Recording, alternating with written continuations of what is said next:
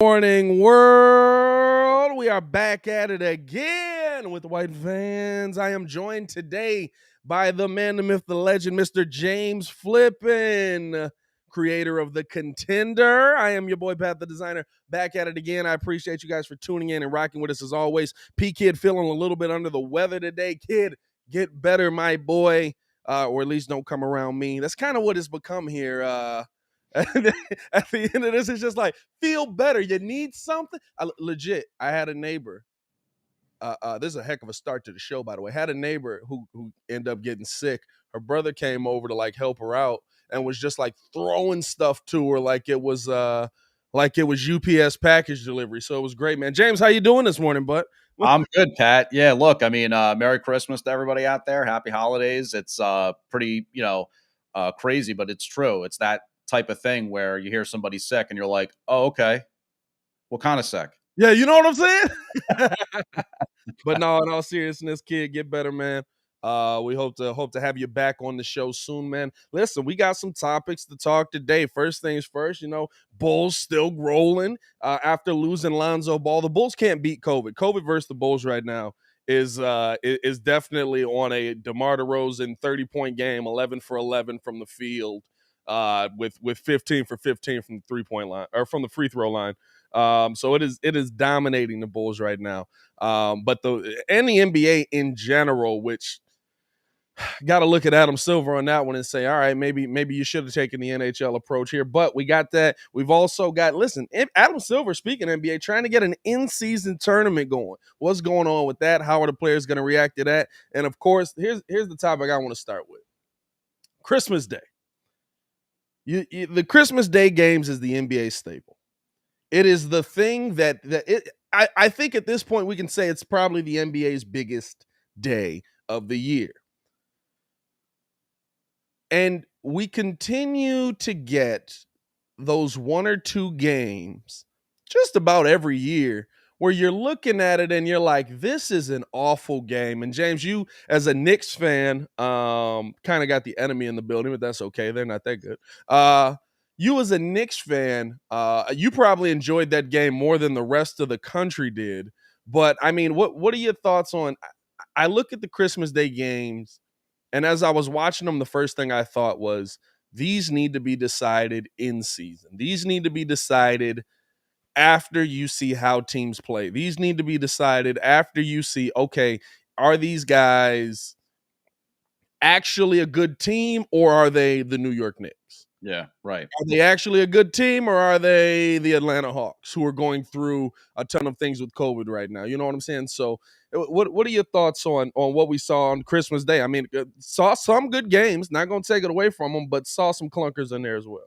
Well, I think that the NBA, much like a lot of these sports leagues, and I think, baseball tries to play this game, certainly the NFL does with their flexing of dates later in the season and stuff like Yeah. that.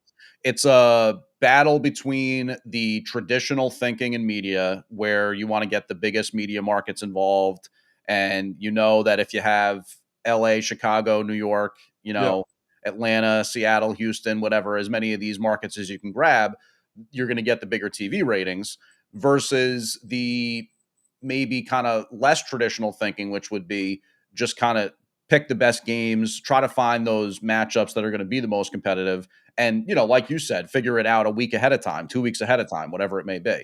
I don't really know. I'm not sure about that. Like, I think that their level of understanding, what it is that comes out of the advertising dollars and those markets that they want to get involved or whatever. Because who knows how many people, they got family over for Christmas or something like that. That game's going to be on in the background. You know what I mean? Like, they might not necessarily be watching it that closely, but at least I know for me, that's kind of the way the Knicks games have been, at least in recent years. I'm not necessarily kind of, very closely watching.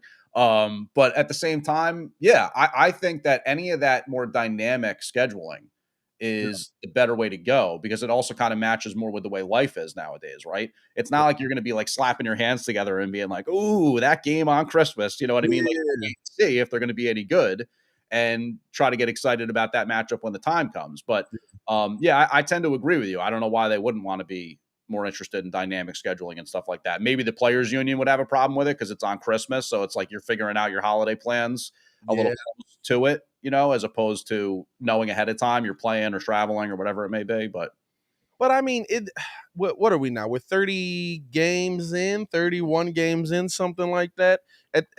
We knew what a lot of these teams were 10 games ago. Hmm.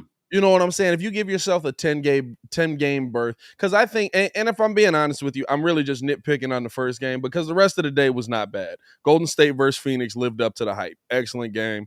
It was crazy to see Steph Curry kind of beat a fully stocked Phoenix team with just him missing a lot of pieces there. Boston and Milwaukee ended up turning into being a good game. It started off ugly there.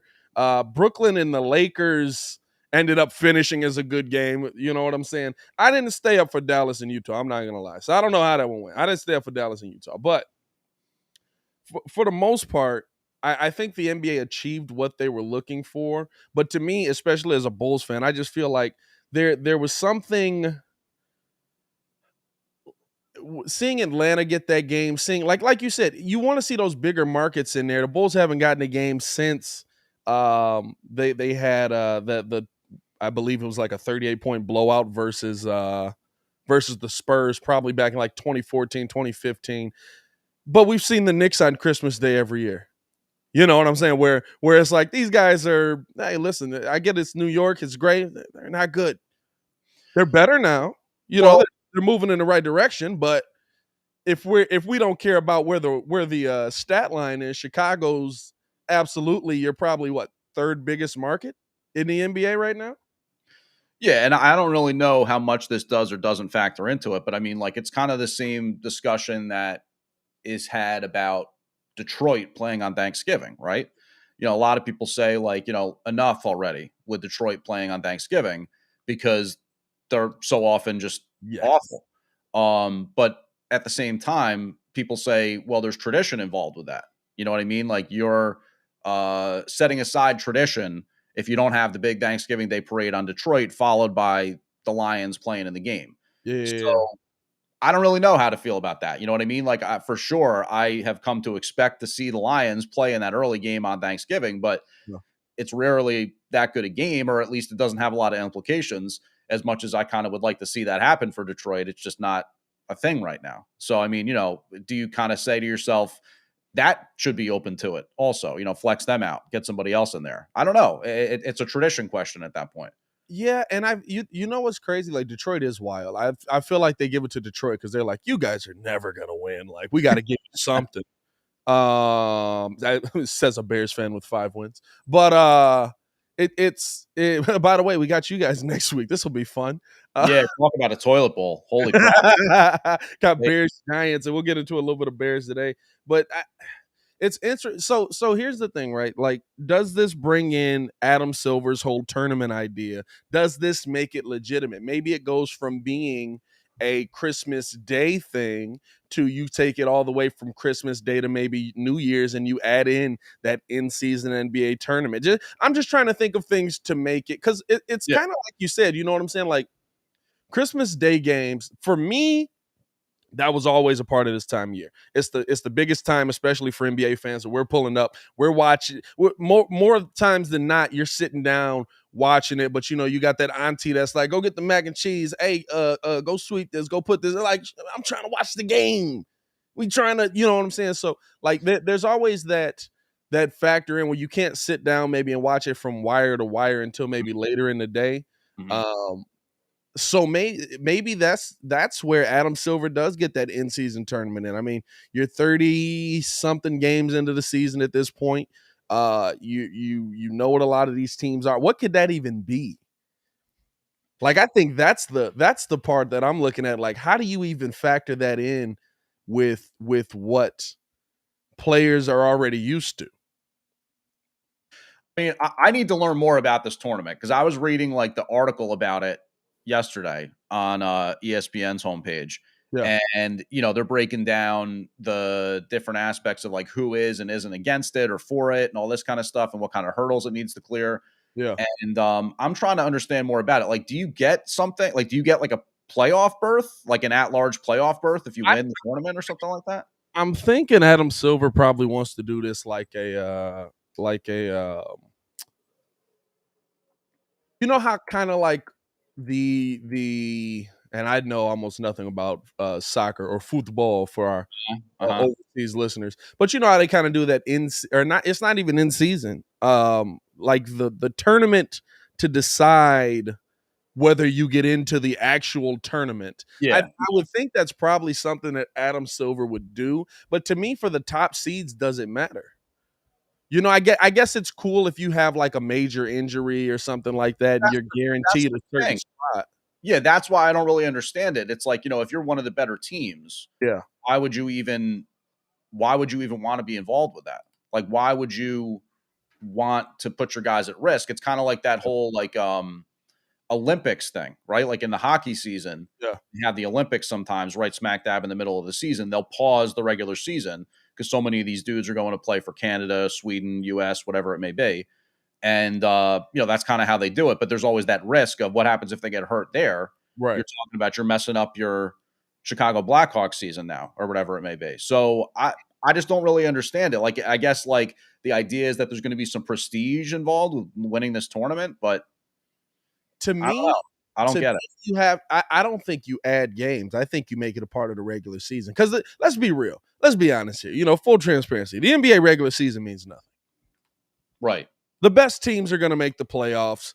If by some stretch of the imagination the Bucks get in as a 5th seed, nobody's going to be like, "Oh, we got the Bucks as a 5th seed. We're excited for this first round." You're going to be like, "Ah, crap, we got the Bucks as a 5th seed. This is not going to be fun. It's going to be tough trying to figure out how to stop Giannis, like everyone else in the NBA has to go through." So to me, like the biggest thing that I would see with, like, I think you make it a part of the game. Okay. You make it a part of their regular season games, but they're just kind of like stacked up in that tournament fashion. Basically. Absolutely.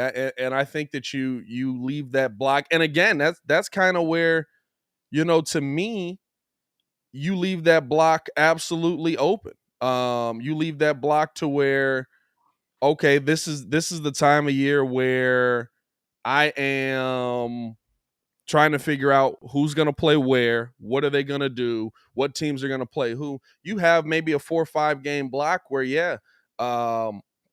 this is going to be a tournament, but based on what happens here, you play this team next. You play this team next. But to me, like, even in that situation, is it worth it for those top seeds? And that's kind of, and we want to hear from you guys as well, man. Good top of the morning to all of you, man. We got Unbiased Bulls fan in the chat. We got Cornelius in the chat. A Rose Rising said, "Do you sleep?" Not really, dog. You know, I'm always on the grind, man. It's all good, man. But plus, I mean, calling the show, man. Sleep anyway. You said what? You got a baby now, so you don't sleep anyway. That's the point. At this point, you know what I'm saying? Actually, she's getting to the point where she's sleeping through the night. Oh, good. Solid 5 to 6 hours sometimes. But you know, when you wake up, like, oh, there's going to be a surprise for you, bud, when mom rolls over and says, "Hey, guess who's changing this next one?" But we want to hear from you guys as well, man. Your thoughts on what we saw on Christmas Day, your thoughts on what this tournament could be. Call into the show, 855-908-5668. The Contender phone lines are open. The Contender, where you get nonstop sports talk. While you're on the clock, make sure that you call in and download the app, man. The app is getting ready, and we're going to be over on the app starting next year, man. We'll break that down with James a little bit later in the show, man. But man, like the tournament is such an interesting thing because it would be such a drastic change to the norm for the NBA. And I feel like the only time of year you can do it, like a midseason tournament, to me, don't screw with the All-Star game. It's the only All-Star game we've got that's good. Like I would leave, like I would do it this time of year. You probably, how many days we got? Christmas Day to New Year's is what, 6 days? A little 6-day tournament, you know, where you try to figure out games in there. You try to see kind of what's what. I don't know how you would do a prize off of that, though. I'm not gonna lie to you. Or do you? Here's the thing. Do you do it with the top seeds? I mean, all I read, I felt like what I read, that the hook of the article I was looking at was that there was a cash prize involved, that the winning team was going to get like a mil a person or something like that. See that? Well, I mean, listen, A I, mil, right? let A me mil. not say that. For somebody that's on a 10-day contract, that's not a bad day. You know what I'm saying? That's not a bad day at all. But like, and that I guess that's great, but like, I feel like that's not going to be enough of an incentive for the NFLP or NFL. There's definitely not going to be enough incentive for them. It's not going to be enough of an incentive for the NBA PA to okay it. There has to be, to me, some kind of seeding that gets a team in. And the thing that I've always thought of is not doing it for your top seeds, but doing it for your worst seeds. Almost like what the NBA did last year, where you have a play into the playoff tournament for the 8th seed, but a Yeah. legit tournament. Like, let's get the tournament of losers going. And every now and then you get that oh my God story where, yeah, there's some 14th seed that struggled all year, but it's because they had injuries. And now you got John Wall and a bunch of guys coming back. And now, oh snap, these guys are going on a run. Could they be a playoff? To me, that's more entertaining. Yeah. The only thing that I could see being like kind of worth it with that, other than I guess to your point, like it allows you some flexibility on the scheduling of matchups and kind of being aware of like what games might be the best ones to set up as a first round matchup or something like that. Yeah. It would have to have something to it. So like if you said, okay, we'll take the teams that are like presently the 8, 9, 10, 11, 12 or something like that. And any team that wins this tournament, you get an at-large bid to the NBA playoffs. So you scrap the play-in tournament at the end of the season, but you say that this whole midseason thing can get you, because I mean, baseball has like done that kind of stuff with the minor league season, sort of, where they have like a first half of the season champ and a second half of the season champ. And even I think baseball at the major league level did that once when they had a strike. But there's something kind of fun about that. Like, you know, if you're playing really well at this moment, you're going to cash your ticket to the playoffs, you know, months later. And again, maybe that gives you a puncher's chance just at getting into the whole thing when your team kind of falls apart in the second half or something like that. But yeah, that to me, if there was actually playoff berths on the line, Yeah. that would be interesting to me. That was something I would be aware of and care about and Yeah. potentially. And to me, like, even if you did, like, the one thing I thought about is maybe with those top seed, because let's be real, watching bottom seed basketball is not fun either. I've watched Knicks Bulls when both teams had a solid 20 wins going into the game. It's not an entertaining day. They're looking like that for a reason. I felt bad. Yeah, I felt bad. Shout out to my guy Luca Rosano, man. He's a Raptors fan. He does a lot of the similar things that I do, but he does it for the Toronto Raptors up there, man. And he's like, if you watch this game tonight, you are a true Raptors fan, and you have my respect eternally. And it was just like the only player I knew was Yuta Watanabe, because I know that he got dunked on by Anthony Edwards. So everybody else that was in there, I had no idea who these guys were. So it was one of those where, like, if you're watching lower seed basketball, it's not entertaining. How do you make it worth it for those higher seeds? How do you make it more entertaining or more enticing for those higher seeds? And the only thing I can think of is you get a top 5 or top 4 even spot no matter what. Yeah. No matter what your record is, no matter how you finish out the season, you get that top 4 spot. And it doesn't have to be 1, it doesn't have to be 4, but even that, now you're talking about, you know, possibly questioning the integrity of a team making the playoffs. Now you're bringing a whole different dynamic into it. And I don't know how the in-season tournament works for the NBA. Well, the other thing I was thinking about is you want to talk about like some of the problems the leagues had with, you know, like maintenance days and stuff like that, or load management and all that kind of stuff. And like whether or not, I mean, if you have a seed locked in, right, are your star players even going to like play that last 2 weeks? You know what I mean? And then you're talking about all these people saying, why am I buying tickets to these games Yeah. where these dudes aren't playing? You know what I mean? Like it's not worth the money I'm spending to go to the game. So yeah, it opens a can of worms. It definitely does. But I don't know. I think maybe it's almost like you got to just accept what you can get. You can't have your cake and eat it too type thing. Yeah. I would say the lesser basketball not being as good might just be kind of extra fun because of that playoff berth being on the line. Again, I'm not saying you're getting a ratings bonanza out of it. Yeah. Your idea of trying to be able to pick the games 2 weeks ahead of time is probably the best way to get the best game on paper that's also going to drive the best audience. Yeah. But just kind of as like a general principle, I think if you put a playoff spot on the line, it's a lot more interesting than, something else. And I'm I with you, though. I don't think the tournament really works. I'm really trying to figure, because this is the thing, right? I love the idea of it. I love the idea of seeing a tournament because it gives it that almost where basketball begins feel. You know what I'm saying? Basketball is, you go to high school, you always get the Christmas Day tournaments. You look at, you get the Thanksgiving Day tournaments. But the thing with that is it's high school. If you got kids running around for playing 4 games a day, it's high school. It's fine. You're not going to get that with the NBA. You're not going to get a day. So this tournament has to be over multiple days. You have to figure out how to get it with multiple teams. You have to try and figure out how to get it. If you're the NBA, you're trying to figure out how to make it so that your top teams are willing to risk their best players in it. I love the idea of it, but I'm with you. I don't really know if it works in the NBA unless you basically devalue your regular season even more. And you're like, let's just put some games in because we really don't care. Well, I think the other thing that's weird about it is that we're coming at this, I think, from a very, very American sports fan perspective. Because True. I think that if you look at some of those like other leagues, Yeah. they just have like a different level of prestige for that in-season tournament. Like you talked about like the soccer or football aspect of it, right? Where like I don't even know. I'm not going to try to pretend that I know, but like there's the CONCACAF Cup and there's the Champions League and there's the, UEFA Cup and like all this kind of stuff. Like there's these different tiers along the way.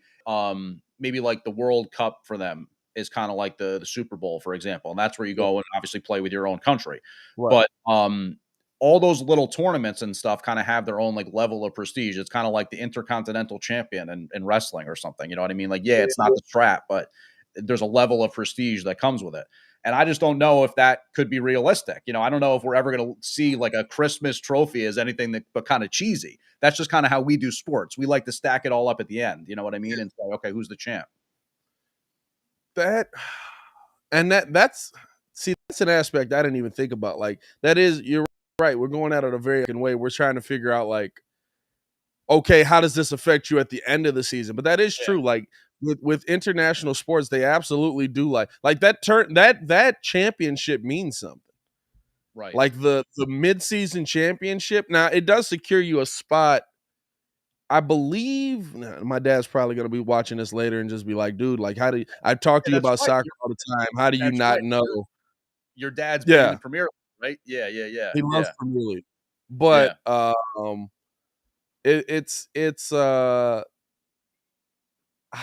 would we value an in-season championship? Would we value, and to me, if you do that, then you have to take away your All-Star game.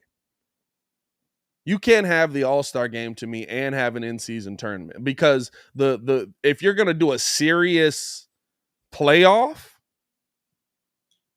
like a serious, like this means something, this is a championship, this goes on this is a new record that's going to be put in place. Like you get a banner. You're going to put a banner up. You're going to put a banner up for this. You have to have a full stoppage to the regular season. Yeah. You have to almost play basketball year round. And I don't think we'll ever get to that point, because there's going to have to be, I mean, you're talking about having, maybe it's not a 7-game series, maybe it's a 5 or a 3-game series, but you're still talking about a game day off, a game for travel in there. What if you did it this way? Okay. There's a lot of people who really hate the load management thing and like, the taking days off and like, like kind of trying to keep guys' legs fresh for the playoffs and all this kind of thing. What if you fully embraced the need to do that kind of thing And Right. instead, you had like almost the NBA season, the Larry O'Brien Trophy season, is in two different parts, part one and part two. And it all builds to that playoffs we know of where, you're trying to win that trophy. Yeah. But then there's that middle season kind of break or rest with like a couple weeks on either side, maybe. And in between it is the tournament for I don't even know. Again, in my mind, it sounds so cheesy. It's like Yeah. Christmas tree on the trophy or something like that. But if you made it more of like a mid-season championship thing or something like that, or maybe you named it after Kobe Bryant or something like that, like the Kobe Kobe Bryant Bryant trophy. It's so weird. It is a very American way. Like the problem is gonna come in. Like I think at this point the talks are to the point where they're thinking this is gonna happen. Yeah, it seems that way. Not that we're going the other direction, but at some point this is gonna happen. And we want to hear from you guys as well, man. Call into the show 855-908-5668. The Contender phone lines are open, man. At some point, you're gonna see this happen in the NBA. How long does it take it before we value it? How long does it take? And maybe I'll say this, maybe, and as much as it may suck for some of the lesser teams, or even maybe you do it with the lesser teams as an option to get better. And this is a tournament that I've offered before, instead of having it because if we're being honest, adding the number one pick to the worst team in the NBA almost never works. Adding the best player in the draft to the worst team in the NBA almost never works. And here's what I mean. LeBron coming in worked. Cavs were bad. LeBron came in. Cavs were better. LeBron is a world-changing talent. If LeBron moves to a different team this season, we're like, how does that team fit in the NBA Finals? But for the most part, adding that player to a team that is bad does not work. You need multiple first-round picks for that to work. And we're seeing that now down in Minnesota. Anthony Edwards added into Cat, added into the trades that they've made, is finally working. What if you did a tournament where your, let's say, 6th, 7th, and 8th seed from each conference play each other for the number one draft pick? Because in that situation, to me, now you're not promoting tanking. Now everyone has to try to make the playoffs. Because if you don't make the playoffs, you don't get to play in the play-in tournament, or for the draft pick tournament, you don't get to play in or you don't get the value of it. Because to me, then, like, do you the value, the lottery then? Do you get rid of the lottery? Like, do the worst teams just automatically then get like the 2, 3, yes, 4, 5 or something like that? yes, to me, at that point, you're playing for that brings great value to that tournament. At that point, you're playing for I don't know if the players would care. the you know what, though, with an opportunity, yeah, that would be tough. But But you'd have to make sure you'd have to give them the cash if they won. You'd have to make sure you took care of them. I mean, again, you like got you to said, take care of the players no matter what. the lesser players, it is going to mean something more to them to grab that million than Yeah, somebody else. yeah, you got to take care of the players no matter what. But to me, I'm looking at this as, how do we promote? Because right now, let's be real, at a certain point, we're going to see teams start dropping off. We're going to see teams start selling. Indiana, we played them last night. Indiana's not a bad basketball team. The Bulls end up having they had at one point an 18-point lead, but Indiana closed the gap. They fought their way back. They're not a bad basketball team. They're just not a great basketball team. And in today's sports, if you're not good, you need to suck. Yeah. Because being in the middle means absolutely nothing to you. We don't care if you're the 5 seed. We want you to be the 1 seed, the 2 seed, or nothing else. So in a situation like that, to me, I'm looking at it as, how do you build your roster up? How do you build your team up? How do you build your convincing, like you said, with the players, you would have to give them that big cash day. But if I'm an 8th seed, 7th seed, or a 6th seed, adding the number 1 pick to that team means a lot more. Mm-hmm. Giving Golden State when they were what were they, an 8th seed or something like that, or a 7th seed, and they end up getting into the lottery. Adding James Wiseman to that team means a lot more than it would if I added James Wiseman to the Pelicans. Yeah.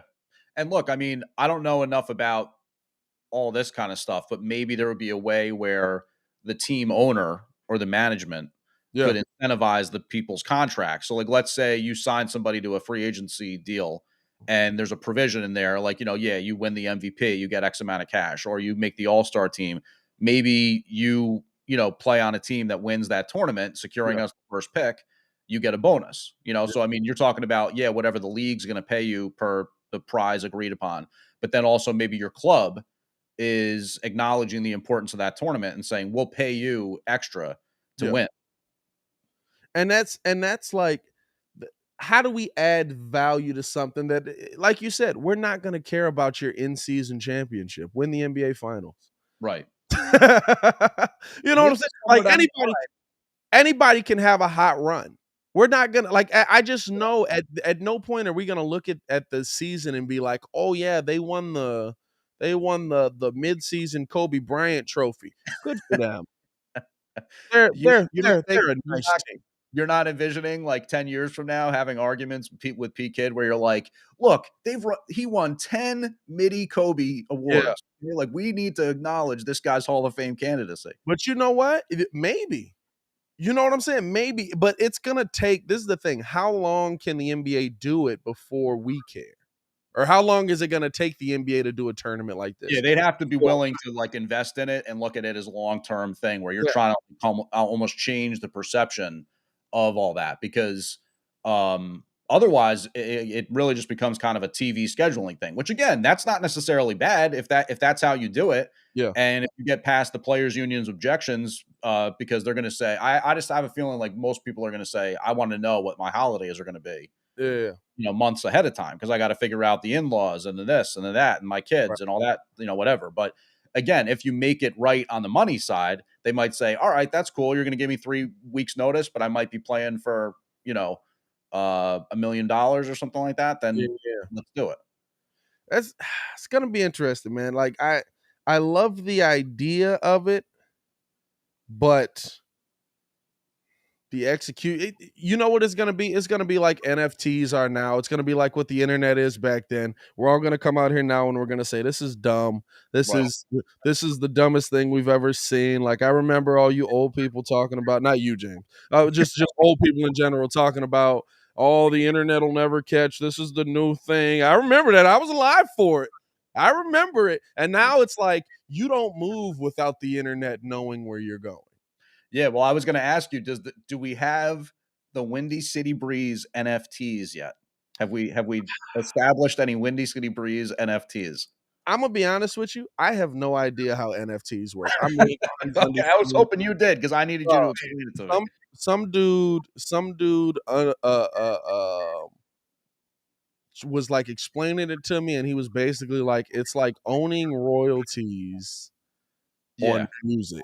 And yeah, that made sense to me. And I was like, so that's it? And he was like, absolutely not. And I was like, well, I'm back to square one again. I don't know what the heck any of this means. No, we don't have the Windy City Breeze NFTs yet. Maybe I'll It's do the like Windy a City little. Breeze teas. We do have Windy City Breeze tees. Make sure y'all check out the merch over on twcbreeze.com, man. Grab all of that stuff. We got a ton of stuff over there. You see I did that? That's professional right there, man. Shout out to James Flippin pulling up on us, man, from the Contender. We appreciate that love. A Rose Rising says, no disrespect, but I feel like a midseason Kobe Bryant trophy will be something Dame Lillard will end up winning and nothing else till he leaves Portland. Mhm. Yes, that's exactly who would win. Teams like that, players like that. Those teams that can't stay healthy at the end of the season, those teams that are struggling. That is I'm gonna be honest with you. A hot Bulls team would win it. Mhm. The team this year that we have would absolutely win. And here's the thing, right? Here's the aspect that you don't think about with it. If you go into that and say you get the Bulls end up beating Milwaukee, in a 3-game series because you're not gonna do a 1-game what's it called? It's not a round robin, whatever they do in college basketball. You're not gonna do a 1-game play, Single elimination, you mean? single elimination.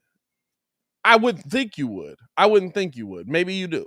But to me, you wouldn't do a 1-game play. I think you would have to make it at a minimum a 3-game thing where you actually stop the season in the middle of the season. So say the Bulls beat Milwaukee, you beat Brooklyn, you're playing the Lakers for the mid-season Kobe Bryant trophy, and the Lakers dominate you. The one thing that I can see value in is now you see how you match up with a playoff team in a series. Now you're able to see, and at the midway point in the season, now you're like, hey, listen, we're not that far off, but we couldn't stop LeBron James, which nobody really has been able to.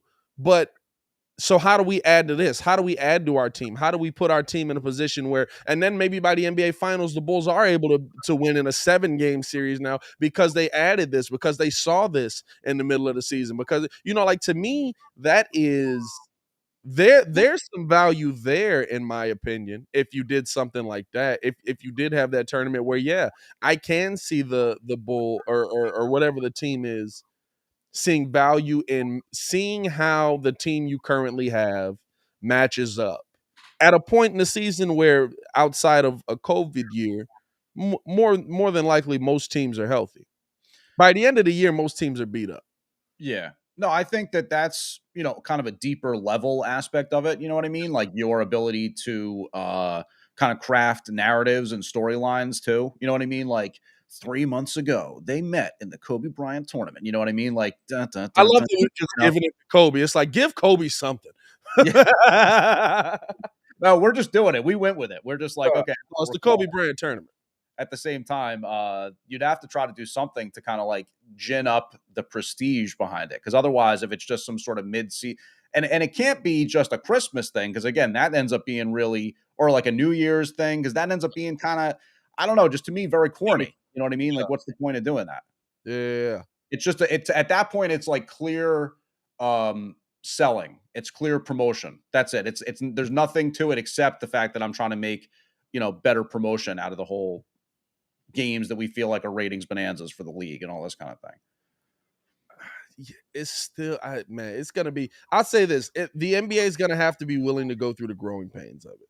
Yeah. That's the one thing that I absolutely know, because like, if you look at it, the first few years, no matter what it is, we're going to think of it as cheesy. We might respect it. And the NBA's probably only hope for us respecting it is to put Kobe's name on it. Because nobody's going to disrespect Kobe. That's your only shot at it. I'll be honest with you. You come out and you call this thing the Bill Wennington tournament, or the Right. Bill Wennington, Bill Lambier, I was trying to say. You know what I'm saying? Like the Isaiah Thomas tournament, or something, the Wilt Chamberlain tournament. You're not going to get that same. The only way you're gonna get it to where we're going to look at it with some sort of respect, and that I think the players are going to look at it with some sort of respect, is to give it to Kobe. And look, I mean, crazier things have happened, right? Like maybe it is really, really popular right off the bat. You know what I mean? Maybe there is something to I don't even know, like the gambling aspect of it maybe gets people excited. You know what I mean? Like all the lines that are put out on whoever's going to win that tournament or whatever. And then, to your point, a little bit about the teams at that point, but maybe there's still some question. So it's not like the same level of certainty as when you get to the end of the season and you feel like this is the clear-cut favorite or whatever. Right. There's always some unexpected aspect of it that can play in. But yeah, I think you're right. I think the league would have to look at it as, we're going to invest in this, hope that it becomes a thing 10 years from now. And in the meantime, it's kind of just, something that people are going to have to get used to. It's going to be weird, man. It's going to be weird. I don't know. Like I said, I love the idea of it. I don't know how the execution's gonna go, and I've seen the NBA execute some stuff poorly. Like, listen, we're going too far. Bring me back one-on-ones. That's all I need. The NBA All-Star Game with the one-on-ones was the greatest thing ever. Give me the one-on-ones so we can start solving some of these debates. Who's better? Who's really the best player in the world? Kevin Durant or LeBron James? Why they played one-on-one? LeBron blew them out. Yeah. All right, play one-on-one. LeBron couldn't guard Kevin Durant. You know what I'm saying? Yeah. Give me that. That's all we need. We don't Yep. need the in-season tournament. We don't need the yeah, okay.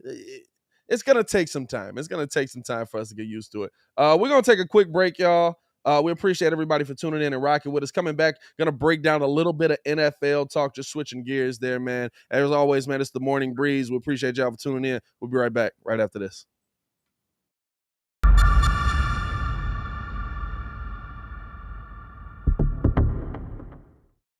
The Bulls to me, and maybe this is the first time I'm saying it on here, and this is why you have to make a move before the break and go for it. The Bulls to me absolutely have the makings of a championship roster. 100%. They have a championship roster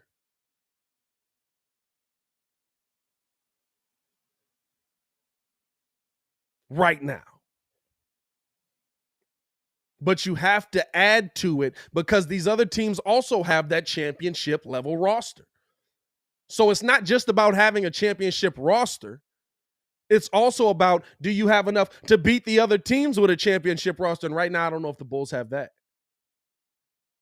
Right now, I don't know if the Bulls have that.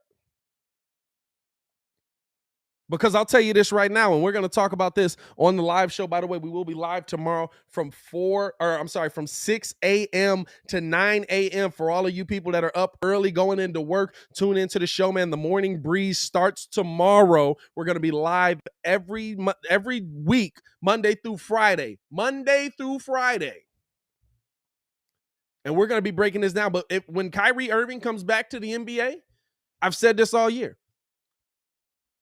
It's Brooklyn's league, and the rest of us are in it. Now, there's going to take some time for him to get acclimated. Of course, now he's dealing with the health and safety protocols. There's going to be some time with that. But if we continue to do that,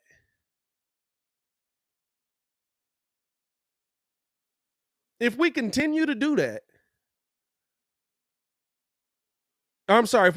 down that path where one day he comes back, then we're in a position where Kyrie Irving is the key to unlocking Brooklyn. And if they're fully healthy, and at this point, it doesn't even matter. We've sat here all season and talked about the struggle that James Harden is going to have. We've talked about all season, like, he can't do it. They're not going to win a championship. James Harden is not a factor anymore if Kyrie Irving is 100% healthy. Now, of course, there's still the fact that I say that we've never seen Kyrie 100% healthy. The one time we saw him healthy, he helped win a championship. Yeah, I'm saying. But to me, that's the biggest thing that the Bulls have going for them. The unknown of Kyrie. But now you have to add to your roster because he's back. So if he's healthy, if he's playing along with Kevin Durant, who's been dominating the NBA, the league is theirs. Let's not get it twisted.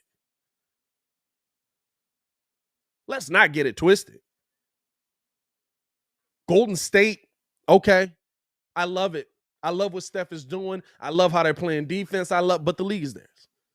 And I hate to say it like that. So now you have to figure out, how do you improve your roster to get to the point where the league isn't theirs? How do you get to the point where like I said, championship roster is already here, adding to a championship roster to make it more of a championship roster when it's 100% healthy?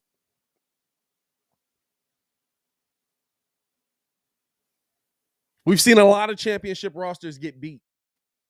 A lot of them. Shaq and Penny had a championship roster, got beat.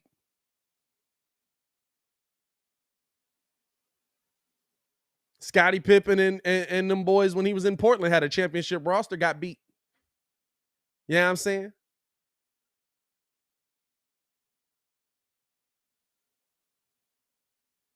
We've seen a lot of consistent championship rosters get beat. Championship level rosters get beat by better championship. How do we get to that point? And so now you're looking at who can you add to this team. And AK told you he's still going to add.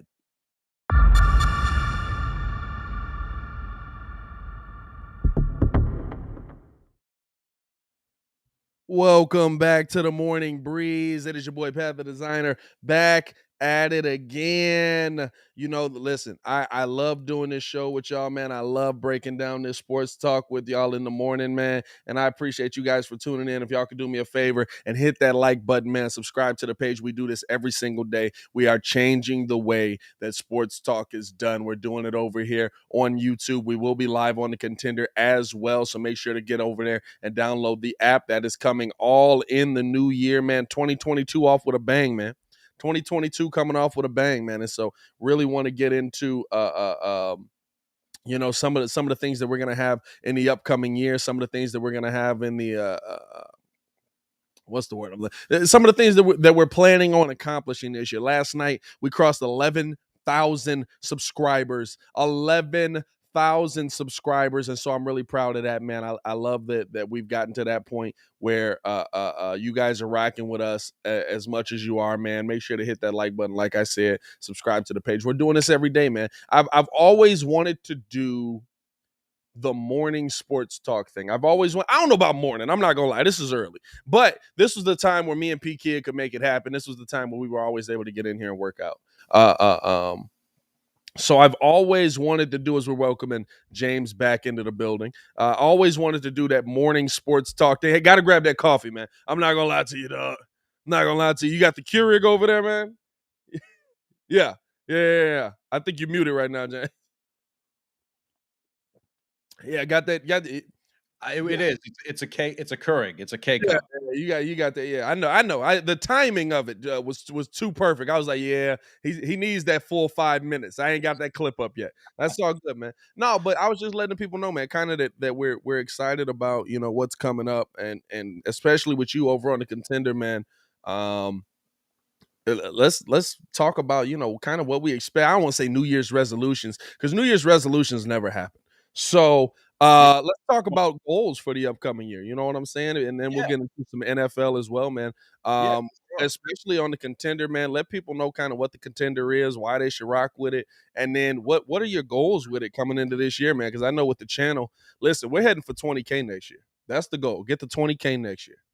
I love it. Well, look, yeah, for us, basically the Contender was born out of a love of like kind of what we're doing right now, which is just like talking about sports and live streaming, reactionary, everything kind of happening in real time, all that kind of stuff, the ability to take phone calls, interact with your listeners on the chat, all that kind of stuff.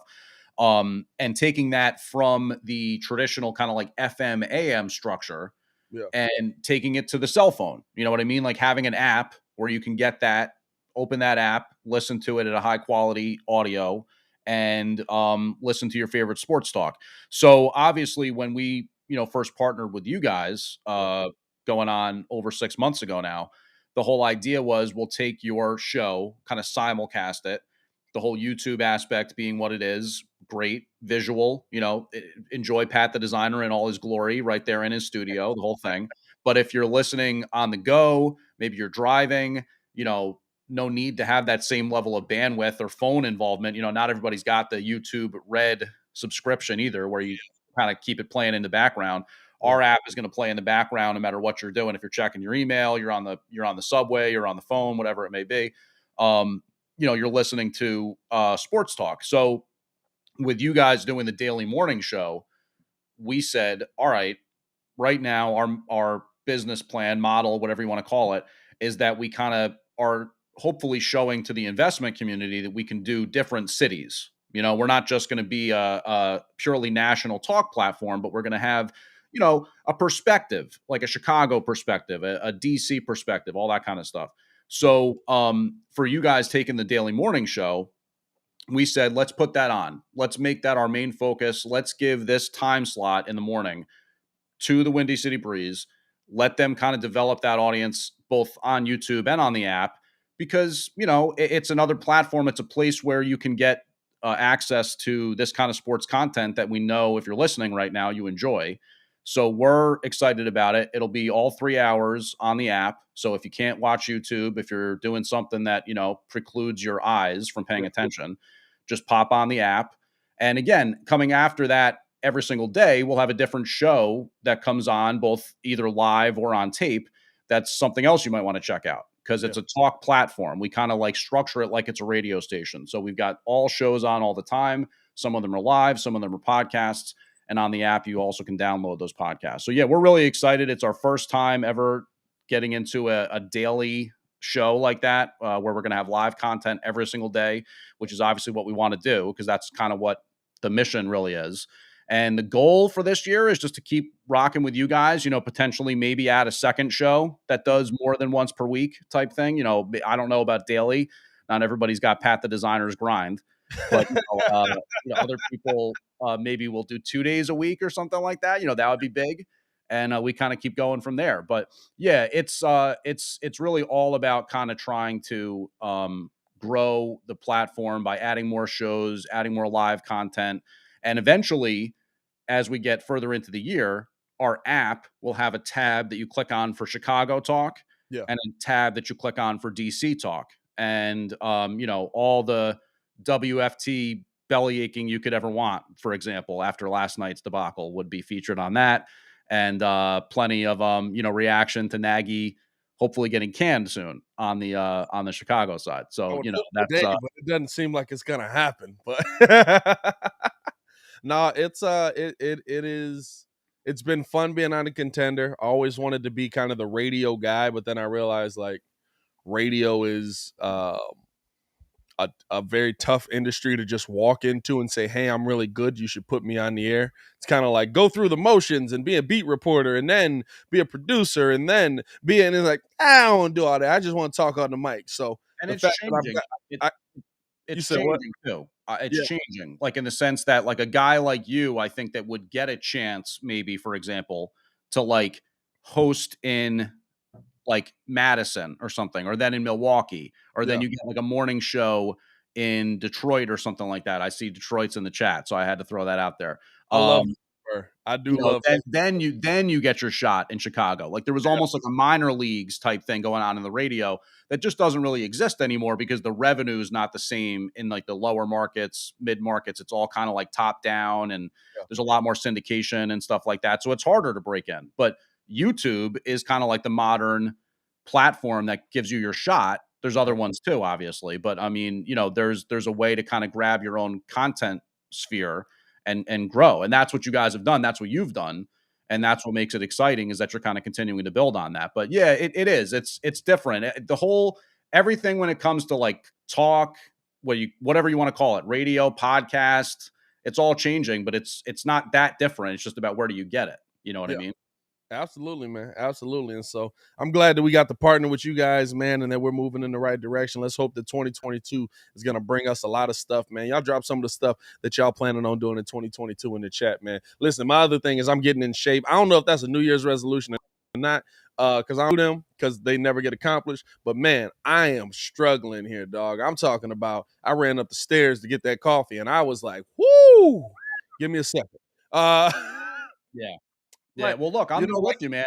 I'm getting married in 6 months, so it's actually 6 months from 2 days ago. I'm getting married, so I'm trying to get in shape. You know what I mean? Like trying to lose a little weight, trying to get a little tightened up. You know what I mean? Yeah. So I ordered the exercise bike. My basement's getting fixed up. I'm gonna have the exercise bike down there. My fiance and I were actually gonna have 2 different exercise bikes, so it'll be like a side by side morning workout thing. That's partly why I got the opportunity to come on with you today because we're talking about, P.kidd's out. And I'm like, let's go because I'm up. I'm trying to get my mornings recharged, kind of get up earlier and stuff like that. And I'm an hour ahead of you. So I actually should be feeling even more alive right now because, I'm on the East Coast. It's 7:50 over here. But, I'm with you, man. You got to do what you got to do. I mean, you want to be able to, pick up basketball with your daughter in 10, 15 years. You know what I mean? Man, like that's the biggest thing, dude. That is really the biggest thing. Like, I'm like, man, I go out on the court now and it's like, I can still play, I can still move, but I don't look good doing it. I like did a video recording of like all of us hooping one day. And I was like, my God, I look like Glenn Davis. But not Big Baby, the bad body. It's about, I want to be able to play as well, but like I can play and be big. It's almost easier because I've got the weight to just throw people around. But I want to look good while doing it. It don't look good. Like I had a dude tell me, he was like, he just told me, he was like, man, I'm gonna be honest with you. You can make as many shots as you want. I'm not gonna respect your game. And I looked at me and I was like, and I was making shots, like I was making quite a few shots. And I looked at me doing it. I was like, I get it. That's harsh. But I yeah, get it. Oh, it was harsh. It's okay. He was talking trash for real. That's all right. I told him he got the ankles of Bambi. So it's all nice. good. You always come back at it. You were But giving it as good as you were getting it. Yeah, yeah, exactly. I can give it out. But yeah, I love.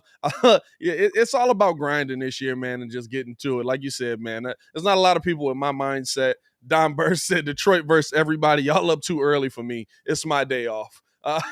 But we're glad to be here with you, man. We're glad to be here. And you kind of mentioned it, especially because we got the Washington side over on the Contender too, man. I'm assuming they were not pleased last night after what Dallas did to clinch a playoff berth. In a word, disrespectful. I'll recap the texts that I got from my co-founder of the Contender, my business partner Rob last Yeah. night. We've been doing, as you know, Pat, because you've been so great doing them all year. We do post-game shows. One of the things that we want to do is kind of have like dynamic content that'll pop up, and a big trade happens, an injury, whatever. Get somebody on live, and we do these post-game shows. So anyway, the short version of it is we didn't do the WFT post-game last night because the texts I got were 35-7 Dallas. We're leaning towards not doing a show. 42-7 now. Yeah, we're not doing a show. I must say, as a Bears fan, I have been a part of many of these. We got beat 50-0 versus, I believe it was 50-0, maybe 50-3. It wasn't a good game versus the Patriots. The year we went to the Super Bowl, we've gotten beaten in back-to-back 50-point games by Aaron Rodgers and I believe the Patriots during the Mark Trestman era. I've been a part of the 50-burger games, and there's no point where it's like, nah, this makes me feel like this team's going to bounce back here. Now, in the one season, we went to the Super Bowl. It works out. But Dallas absolutely tore Washington a new one. And I'm going to be honest with you. I told y'all when I did this, I'm not going to sit here and come here every day and talk about LeBron. I'm not going to sit here and come here every day and talk about the Cowboys. But after a drumming like that, you do have to ask the question. Is there any confidence, and getting it from a New York fan who has broken their hearts enough times to get a couple of Super Bowls? Do you believe in the Cowboys enough? Do you believe in Dak Prescott, Ezekiel Elliott? Do you believe in, I'm going to be honest with you, with Trayvon Diggs and Micah Parsons, that this Dallas team is poised to win a Super Bowl? Maybe not this year, although they're looking like they can do it this year. Maybe not this year, but within the next 5 years, is Dallas hoisting another Super Bowl championship? Well, look, I'll tell you this. I think it's a great question. And I think the answer is that I absolutely believe that they could do it. And here's why. Because if you look at, and this year might be as good a year as any, because they're generally pretty healthy, especially on the skill side positions and all that kind of stuff.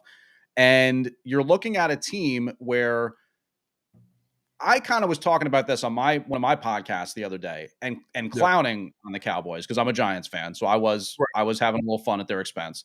But I said, it's ridiculous that this team has not won a Super Bowl over the last 10 years, for example. Let's go back even further than that. I'm talking about go back to the Tony Romo era. They were robbed of one. Give them credit. They were robbed of one. That was a catch. Okay, fine. You're talking about the Des Bryant. I don't know if they win it, but they were at least robbed of getting to one. Yeah, but I mean, still, even let's just set that year aside. And maybe that's not fair because the NFL, you got to just try to get the one championship and then things change, right? Yeah. But that being said, they've had phenomenal drafting, in between picks 10 and 20. They're always pretty solid, like a 500 type team at worst. So they're picking somewhere in the 10 to 20 range. They always get tremendous value. Even some of the trades they've made, like trading a first rounder for Amari Cooper, that's worked out pretty well. CeeDee Lamb fell into their laps. Diggs, Micah Parsons, like you said, potentially just an absolute game changer on the defensive side. They're a team that, has had so much kind of go well for them in the draft. I just find it remarkable that they haven't made more noise in the playoffs, because that's so the key to the NFL and succeeding in the NFL is not chasing down that talent at the free agency market side, but, drafting well and having guys that are cheap and all that kind of stuff. Yeah. And, we know Dak Prescott's good enough to go on a run. So, and the NFC is wide open. So, yeah, I think, I think they're going to have to probably go through the Rams, I guess, to get there, but I could absolutely see them winning a Super Bowl. Is this the result of it being the first year that Dallas trusts the quarterback to do it 100%, though? I think with Romo was that guy where they kind of put it on his shoulders. It was more of the passing game then, but and Dallas got really close a couple of times. Dallas got really close. At the end of the day, I always say this when Muggs are like, we're coming into an era where people look at Super Bowls like they're not really hard to get to. Like, it doesn't take getting 53 guys to all be doing the same thing at the same time, moving in the same. Like, it's really hard. Don't let Tom Brady fool you, even though he left a team and went to another team and won. It's really hard. He's just really freaking good. So I don't begrudge Dallas for never. I begrudge the fan base more than anything, because they act like, they're the Southern Bears fans, Mm-hmm. The 90s were great. Yeah, they were. They were also a long time ago. I wasn't born for a couple of those. But no, I'll tell you, WFT fans are kind of the same way. It's like and maybe that's more hanging over from like the 80s and like the dominance that they had back then. But there's a lot of this, like, and look, I'll have to get back to you on whether or not I ever become that way. If the Giants ever like kind of like get off the mat and aren't literally the worst team in the league, then I'll actually maybe have something to crow about or something like that. But anytime there's any sort of hope or optimism from like WFT, for example, and that I'm kind of just more paying attention to now, considering we cover them and all that kind of stuff. Yeah. They're ready to, they're talking Super Bowl. You know what I mean? They're like, Heineke was a little bit disrespected, like maybe he's actually better than we thought, the defense is starting to click. And then boom, this happens and you're left reeling. And it's because I don't know. There's a lot to, like you said, winning a championship, leave that out of it, because it's like even just having a consistently good NFL team is something that I marvel at. Like organizations that are able to do that, like the Baltimore Ravens or, the Steelers or something like that. It's difficult. So yeah, the Cowboys in that respect deserve a lot of credit. And you kind of almost feel like you keep knocking on the door. One of these years you're going to break through. So yeah, to go back to the original thing, I could definitely see them pulling it off. Is it a better opportunity for them though, because they are trusting just Dak Prescott now? Like, you're not really seeing. I'm gonna be honest with you, and I said this, when they made the draft pick, and unfortunately for you Giants fans, I say the same thing for anybody that makes a first round high running back draft pick. It's dumb. Yeah, running backs are a dime a dozen, and they can absolutely be replaced. Ezekiel Elliott was not a big part of that game last night. Ezekiel Elliott was not it was the Dak Prescott show, to the point that he played so well that they finally were just like, hey, Dak, take a seat, bro. Like, let's get the backup some time in here and see how he does. How about you have a quick rest there? Take a breather there. Last night, Dak Prescott, 330 yards, 4 passing touchdowns, no interceptions. He had a QBR of 131. My favorite part is Cooper Rush, 2 for 3 for 70 yards, 1 passing touchdown, and he's got 149 QBR over there. So that's a tough time. But again, Ezekiel Elliott, 9 rushes, 37 yards. Tony Pollard, 8 rushes, 34 yards. Dak Prescott ran 4 times for 21 yards. It's almost like they figured out that the quarterback is important. Even though you paid all this money to Zeke, the quarterback is the most important position in football. And it seems like that Dallas and Mike McCarthy is finally like, oh, maybe we should let the guy that's really good at throwing the ball control the game. Yeah. Well, look, I mean, I think that in NFL, right? Obviously, you need to be able to pass in key situations. And if you're going to make a run through the playoffs, you got to be able to pick up those 3rd and long exchanges more often than not. But I do think that it's also about kind of like running to set up the pass. And of course, there's always been something to the proper mix between your game plan and kind of stuff like that in the NFL. But yeah, I think that they're, to your point, extremely well balanced right now. We know that they can run the ball. At times, Tony Pollard's actually looked like better than Zeke, and it's probably because he's got fresher legs and all that kind of thing. But at the same time, it's still Zeke. He's still got that nose for the end zone, and he's still a guy who is going to churn the chains more often than not. So they're really built for the playoffs, I think, right now. I think that they can run the ball. They have backs who can catch the pass out of the backfield. They've got obviously tremendous talent outside, with both Lamb and Cooper, and then you get Gallup in the mix. Their tight ends are plenty effective. So yeah, I think that with the upgrades they've made on defense, and maybe. And I don't know enough about what's going on there inside their building. If McCarthy kind of brought some sort of stabilization, professionalism, new voice, whatever it may be, they just look really dangerous right now. I mean, and also, Pat, here's something to keep in mind. NFC East teams win championships. The only division that has a Super Bowl trophy in every team's case is the NFC East. So, just keep that in mind. NFC East teams win championships. Look at the Giants fan trying to rap the Cowboys here. I gotta grab something at this point. I gotta grab some shine from somewhere. You know what I mean? Like, even if it's just me riding the coattails of the teams I hate the most. Yeah. That's not a bad stat though. Yeah. That ever since the Eagles won. Because that was like a Super Bowl, right? We got 3, but we got Detroit, so we'll never have that. Probably not. Yeah, no, Detroit's really bad. That's sad.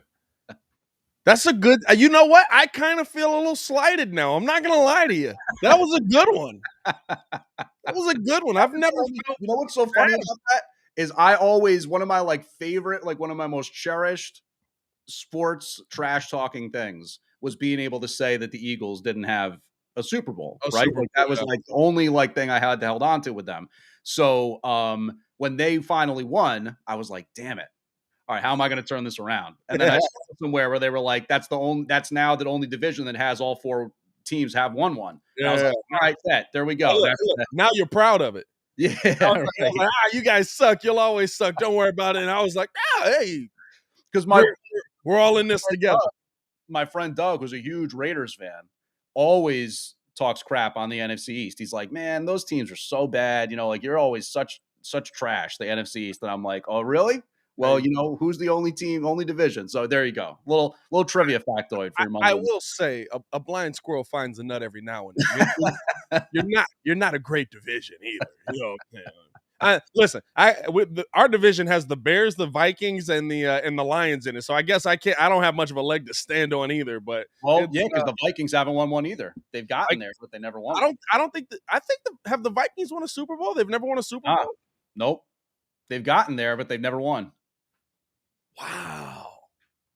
Now, we're a long way away. We'll never get that. I have more confidence the Vikings will get one than I do the freaking Lions will. Well, I always felt like Matthew Stafford, one of those years, was going to somehow go on a run, but they just never gave him enough. And I always kind of secretly feel like maybe Kirk Cousins could go on a little run, but I don't know. They're always a little thin too. So it's the story of Detroit, but I mean, it is what it is. It's not like I feel bad for them. Like, I don't want them to win either. Right. I'm very fine with them being the chopping or the format, the tormented, of the NFC North. I think just kind of getting back to the NFC East though, like how far can Dallas go with the inconsistencies that they've seen with Zeke? Zeke is a big part of it. And inconsistencies, listen, he's getting in the end zone. He's very touchdown dependent. But he's supposed to be your every down back. He's supposed to be your grinded out back. In his last, good Lord, 1, 2, 3, 4, 5, 6, 7, 8, 9, 10 games, he hasn't broken 100 yards rushing. Now, in some of those, getting in on the receiving tip very well. That game versus New England, he had 69 yards. Nice. 69 yards rushing, 50 yards receiving on that one. I'm not going to begrudge you when you're that dual threat kind of back. But some of these games, I mean, we're seeing 37 rush yards last night, 52, 45, 45, 25 at one point. You know, how do you can you put it all on the arm of Dak? Can you put everything on the arm of Dak and win a Super Bowl? Well, I think that if you look at kind of the season that he's had, right? And then you're taking into account the fact that people have said he was in a slump recently. Yeah, 2 games, for example, against the Giants and the WFT before that, yeah, where he went over 200 yards, but only 1 touchdown, and he actually got picked off twice against Washington. yeah, Um, the quote from Dak, I guess, last night post game was like, "It'd be hard for anybody to say we're in a slump now." yeah. Um, I do think sometimes these quarterbacks go on hot streaks. You know what I mean? No, And potentially they kind of start to round into form at the right time. Maybe that's what happens here for the Cowboys because I really think so much of like the game is so predicated on that. That's part of what I was talking about almost with like a Matthew Stafford or a Kirk Cousins type thing. If you can get in and if your team is hot at that moment and if your quarterback's hot, trust me, as a Giants fan, I've seen it. You know, there was years where Eli Manning just couldn't miss. You know what I mean? If you get into the tournament and you're hot, you have a chance. And we know they've got enough defensive playmakers to make stops on third down, which you got to do every now and then. yeah, And that's how you make a run through the playoffs. They're also going to be, I don't know exactly how the seedings change now. I know only the one team gets the bye at the start of it, but they're going to be playing games in Dallas. yeah. There's only the one bye. There's like 37 playoff teams at this point. It's the one thing I did like about the NFL. Like you actually had to win to get in. Right. And now it feels so tainted because I think there's Yeah.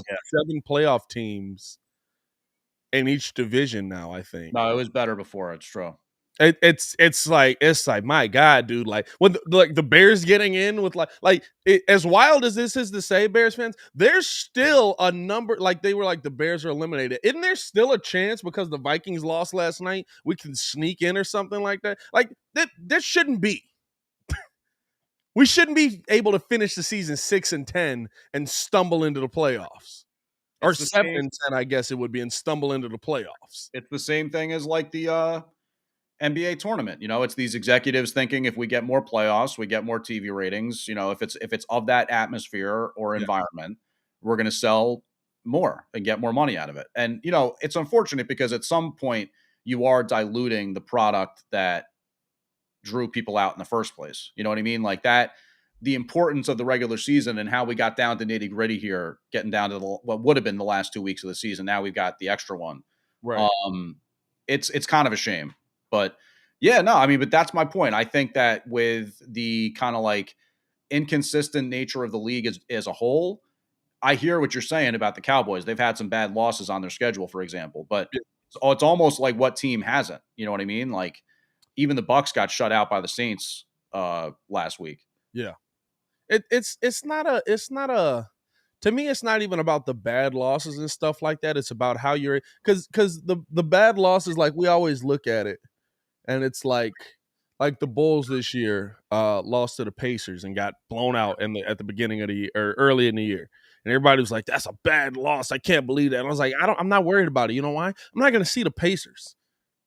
I'm not on my way to the NBA Finals, and I'm going to see the Pacers, and they're going to stop us from getting there. Did it expose some things? Yes. We have to fix some things? Yes. But there's certain teams that I just don't care about. We got beaten by Golden State. We got blown out by Golden State. Listen, if we get to the point where we're playing Golden State, we're in the NBA championship, I'm okay. If we get blown out in the finals, we were in the finals. I can talk trash to about every other team in the league minus the one that beat us.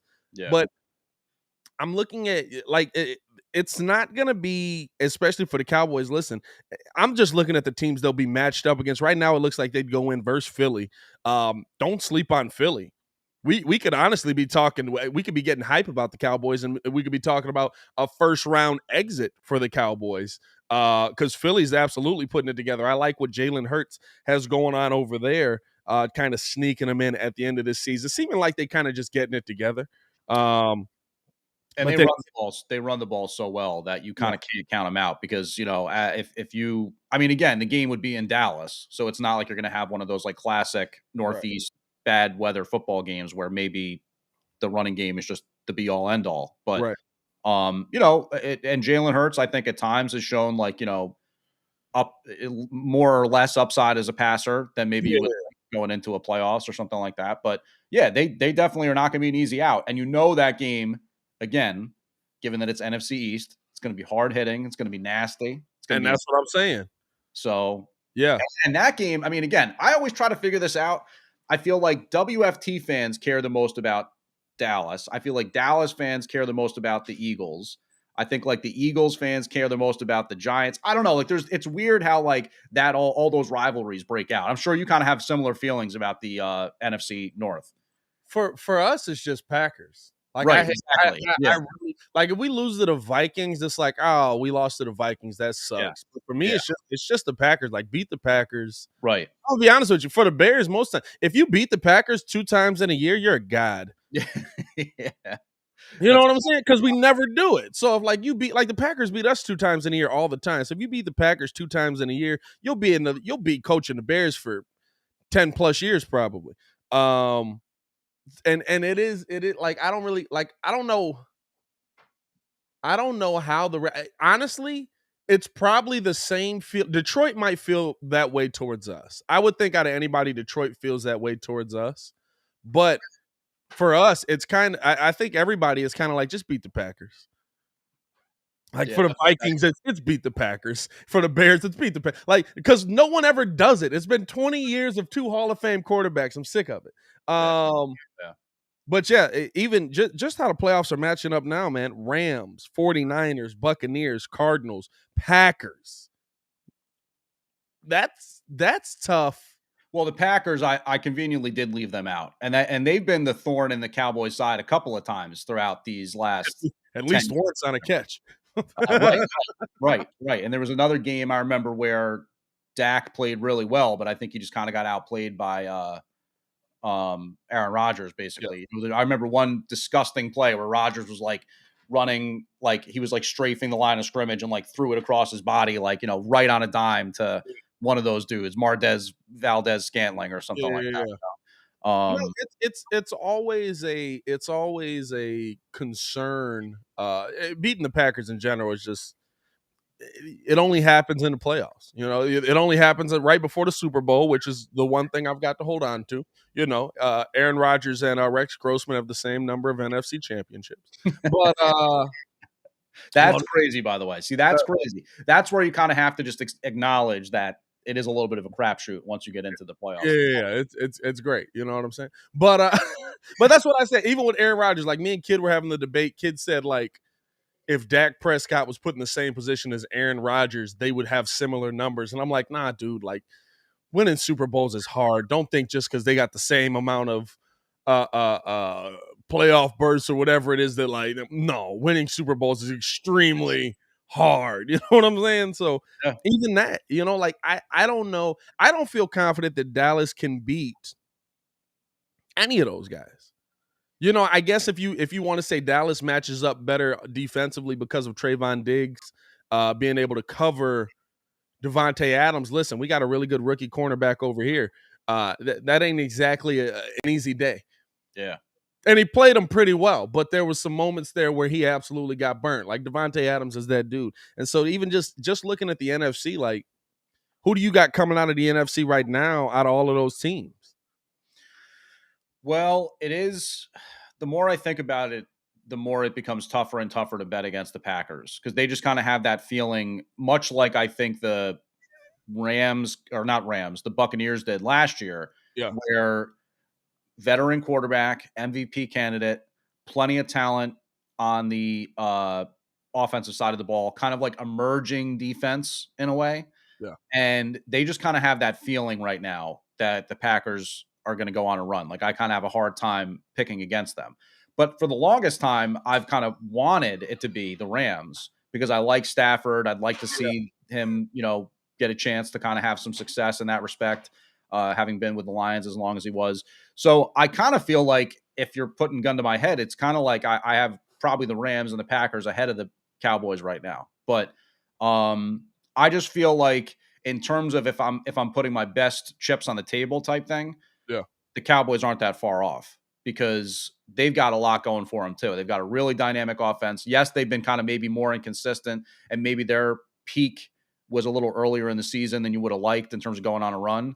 Yeah. But that can turn around. You know what I mean? Like what we saw at Dak last night, if that ends up being like the springboard for him, having a couple last big games against, I think they got like the Cardinals, and maybe they play do they play Washington again? I don't know. No, they play the Eagles again. They've already played them twice. Yeah, they play the Eagles again, so they got the Cardinals coming up.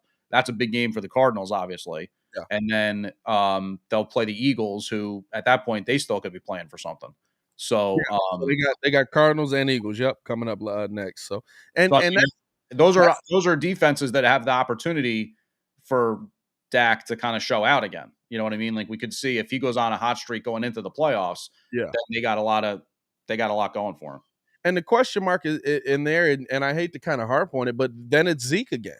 Because if you get into the playoffs, listen, I don't care. I love the Rams. I love the Rams' commitment to something. I'll say that about the Rams because they have legitimately committed to, we don't care how many running yards you get. You can rush for 500 yards on us today. You will not pass the ball. And I've never seen a team do that. They literally are just like put DBs everywhere. The entire field covered in DBs. Play back. Let them run. I got something for you that your dad would appreciate. And that's very Bill Belichickian. The first time around with the Giants, when he was their defensive coordinator, when they beat the Buffalo Bills in the 1990 Super Bowl, he basically said, look, that offense will kill you if you let them pass the ball on you. I know it doesn't make any sense, but we got to let Thurman Thomas run wild.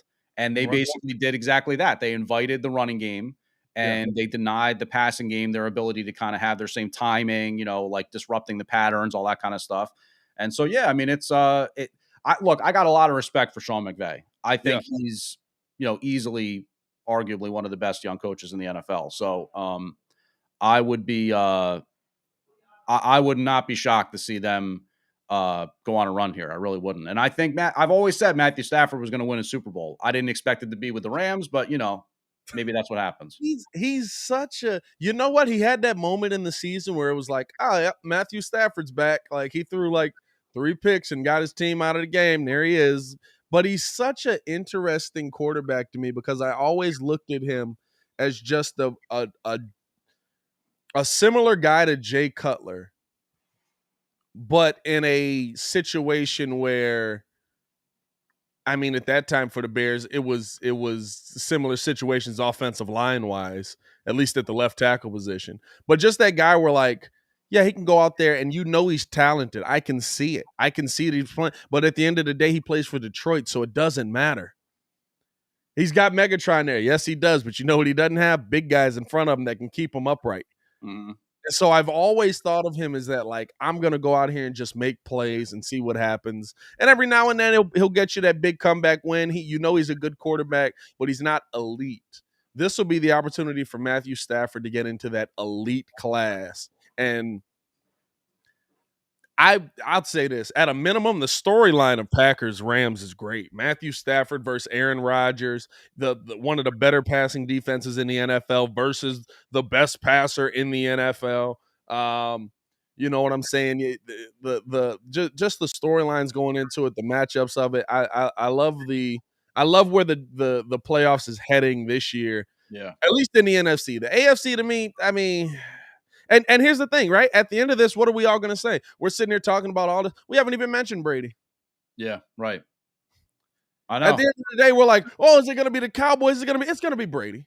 Well, no, that's the thing. You talk about hating to bet against people and the way that I felt kind of looking at the whole Packers situation. I've made that mistake many, many, many times with Brady. Yeah. You know what I mean? Like discounting him and thinking like, oh, well, that the Bucs have their issues, they're secondary is not good or whatever it may be and all this kind of stuff. But, they obviously carried some of the stuff over that was really effective towards the end of the season for them last year with the running the ball effectively and all that kind of stuff. They've got plenty of issues on the outside leading to the controversial return of Antonio Brown and all that kind of stuff. But, I mean, you can't ever count out Brady. You just can't. You know, even if he's throwing it to his like third string tight end over and over and over again, he'll just be matriculating down the field, and you'll be like, "How is this happening?" There's no. I said I'll be 2 years too late on Brady. He'll Yeah, be, yeah. he'll be retired for 2 years, and I'll be like, he's got a shot. Nah, he's got a shot. Like some team will pick him up right before the Yeah, playoffs. right. I'll be 2 years too late for sure on Tom Brady as far as making that making that bet against them, man. Before we get into that AFC matchup, man, I do want to let you guys know about LinkedIn. These days, it can be hard to find and hire the right candidates for your small business. That's why LinkedIn Jobs made it easier to find people you want to talk to faster and for free. Now, we got somebody new on the show here. James, you on LinkedIn, bud? You a LinkedIn guy in the You know, professional world? I am, as a matter of fact, on LinkedIn, and I've had this is not even like a plug right now, but I've had great experiences. I'm starting a new job on January 3rd, and it's a great LinkedIn success story because I applied for something totally different. It Yeah. led to a conversation, it led to a connection, and now I'm starting a job with that company doing something different. But LinkedIn has been a great experience for me. I got another job based off LinkedIn. This is not even an advertisement. This is not a paid promotion. This is real. This is real. This is You know what real. I'm saying? Now back to these messages. No, that's awesome, man, because that's exactly what LinkedIn is, man. Especially for those entrepreneurs, for those job creators. You can create a free job post in minutes on LinkedIn Jobs to reach a network and beyond to the world's largest professional network of over 770 million people. That's a lot of people, dog. Focus on campaigns with just the right skills and experience, and use screening questions to get your role in front of only the most qualified. Then use the simple tool on LinkedIn Jobs to quickly filter and prioritize who you'd like to interview and hire. That's why small businesses rate LinkedIn Jobs #1 in delivering hires versus leading competitors. LinkedIn Jobs helps you find candidates you want to talk to faster. Did you know every week nearly 40 million job seekers visit LinkedIn? Post your job for free at linkedin.com/Wendy. That's linkedin.com/Wendy to post your job for free. Terms and conditions may apply. Now, looking at this AFC, you like how I just switched that up? I'm killing the game right now. Yeah, Look at this AFC, man. You got Chiefs, Titans, Bengals, Bills, Colts, Patriots, and Ravens. I'm going to be honest with you. There's one team that I trust and that again, I will not bet against. And it is Bill Belichick once again. Yeah. It's crazy. In one season with a rookie quarterback, I absolutely believe that Bill Belichick has the talent, has the team that will get to another Super Bowl. Well, they, as much as anybody else, just seem to be so well constructed year after year after year. Like, the players that he chooses to spend money on, right? Like, it was weird this kind of past offseason. It was like, why are the Patriots going so nuts in free agency? That's very like un-Patriots like. And yet at the same time, he's like, we have no talent here. we need to pay for these particular positions, and we have the capability to do so. So we're going to direct the resources to a guy like Matthew Judon, who, by the way, leaves the Ravens. They're just fine. They keep on ticking. I'm telling you, some of these AFC teams, man, it's like I'm so jealous of how well they're run, like the extent to which they are just like consistently competitive, even losing guys in free agency, drafting well, time after time after time. So, and even the weird thing about the Patriots is they've even missed on some first rounders over the last few years and kind of continue to overcome that type of thing. So, yeah, no, I'm with you, man. You hate to kind of vision just things as boring as happening over and over again the same way, but the Patriots right now, tough to pick against, that's for sure. And I mean, I would love, talk about teams like the Vikings. I would love to see the Bills win a Super Bowl one of these years. I think one of the cruelest things ever in sports is that they went to 4 straight AFC championship games in the early 90s and did not win one of them. So I think that fan base deserves to see a Super Bowl. But right now, I'm not picking against the Patriots, that's for sure. It's tough. And like the Bills, to me, the Bills are interesting because their defense has come back. Josh Allen's still really good, but he does things every now and then where it's like he's still a young QB. Like even in the last game, you see him running to the right, he throws across the body, falling away, falling down, ends up completing the pass, I believe, to Gabriel Davis, if I'm not mistaken. And You know, it was one of those like, man, oh no, it wasn't Gabriel Davis. I think he was out due to COVID. I don't remember who the pass was to, but it was one of those where it's like, man, like maybe Dawson Knox. Like, that's a bad move. You probably shouldn't do that. And in a playoff game, that can absolutely kill you. But good job completing that pass. But there's still those moments with Josh Allen where it's like, oh man, that was a really good pass, but also that was a really scary pass. No, for sure. He does And have some of that.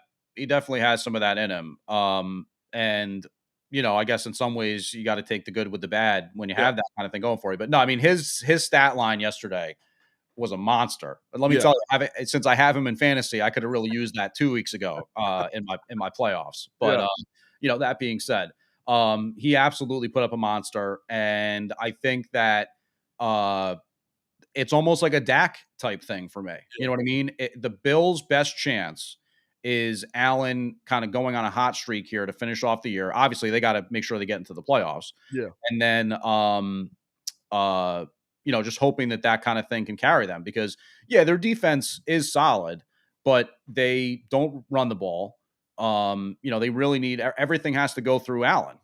So it's probably even more dire that they get a hot streak out of him than maybe even the Cowboys. I don't know, but I don't know. The Bills are a weird situation because they felt like a Super Bowl contender coming into the year. Obviously, went all the way to the AFC chip game last year, Yeah. and then they lost their first game to the Steelers, and they had their weird down streak this year. And then obviously big win yesterday, but I don't know. The Bills are very much a wild card to me. I have no idea what to expect of them over the next few weeks. I think them, man, like Dennis mentioned in the chat, the Colts, man, it really is on the back of Jonathan Taylor for them to win that. Like your question mark there is, can Carson Wentz do enough to not screw it up for you? Right. I think Carson Wentz is a good quarterback. I think Jonathan Taylor is just MVP candidate because of how. Now he's probably not going to win, but an MVP candidate because of how well he's able to run the ball, man. Yeah. And I talked about it with Jonathan Taylor where I said, look, to me, and I get the arguments, right?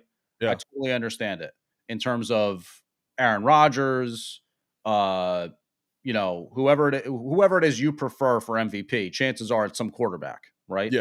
But to me, Jonathan Taylor is like so much, he separated himself, and Derrick Henry was on this same track. There's only like 3 or 4 maybe running backs that kind of put themselves on that pedestal where there's like maybe of the top 10 quarterbacks, you can say, I like those guys to like win games for me at any given moment. Maybe, you know what I mean? Like they have a good shot of doing it. I just feel like Jonathan Taylor, to me, he is the MVP, but we don't even have to necessarily get into that. I think that team is built for success too, though. Now they're all banged up on their offensive line. Yeah. So that's going to be tough for them because like you said, they're going to try to run the ball and control possessions and not force Carson Wentz to do too much. But yeah, Wentz has been playing well. I mean, the Colts gave up to get him. Did you see that, by the way, where the Eagles are definitely getting a first-round pick now because he's played 75% of the snaps this season. Yeah. But, I mean, look, you get a starting quarterback. They get 2, I think, don't they? They get 2 first-round picks, I think, for him. What is it, like this year and next year? Next year's, I think.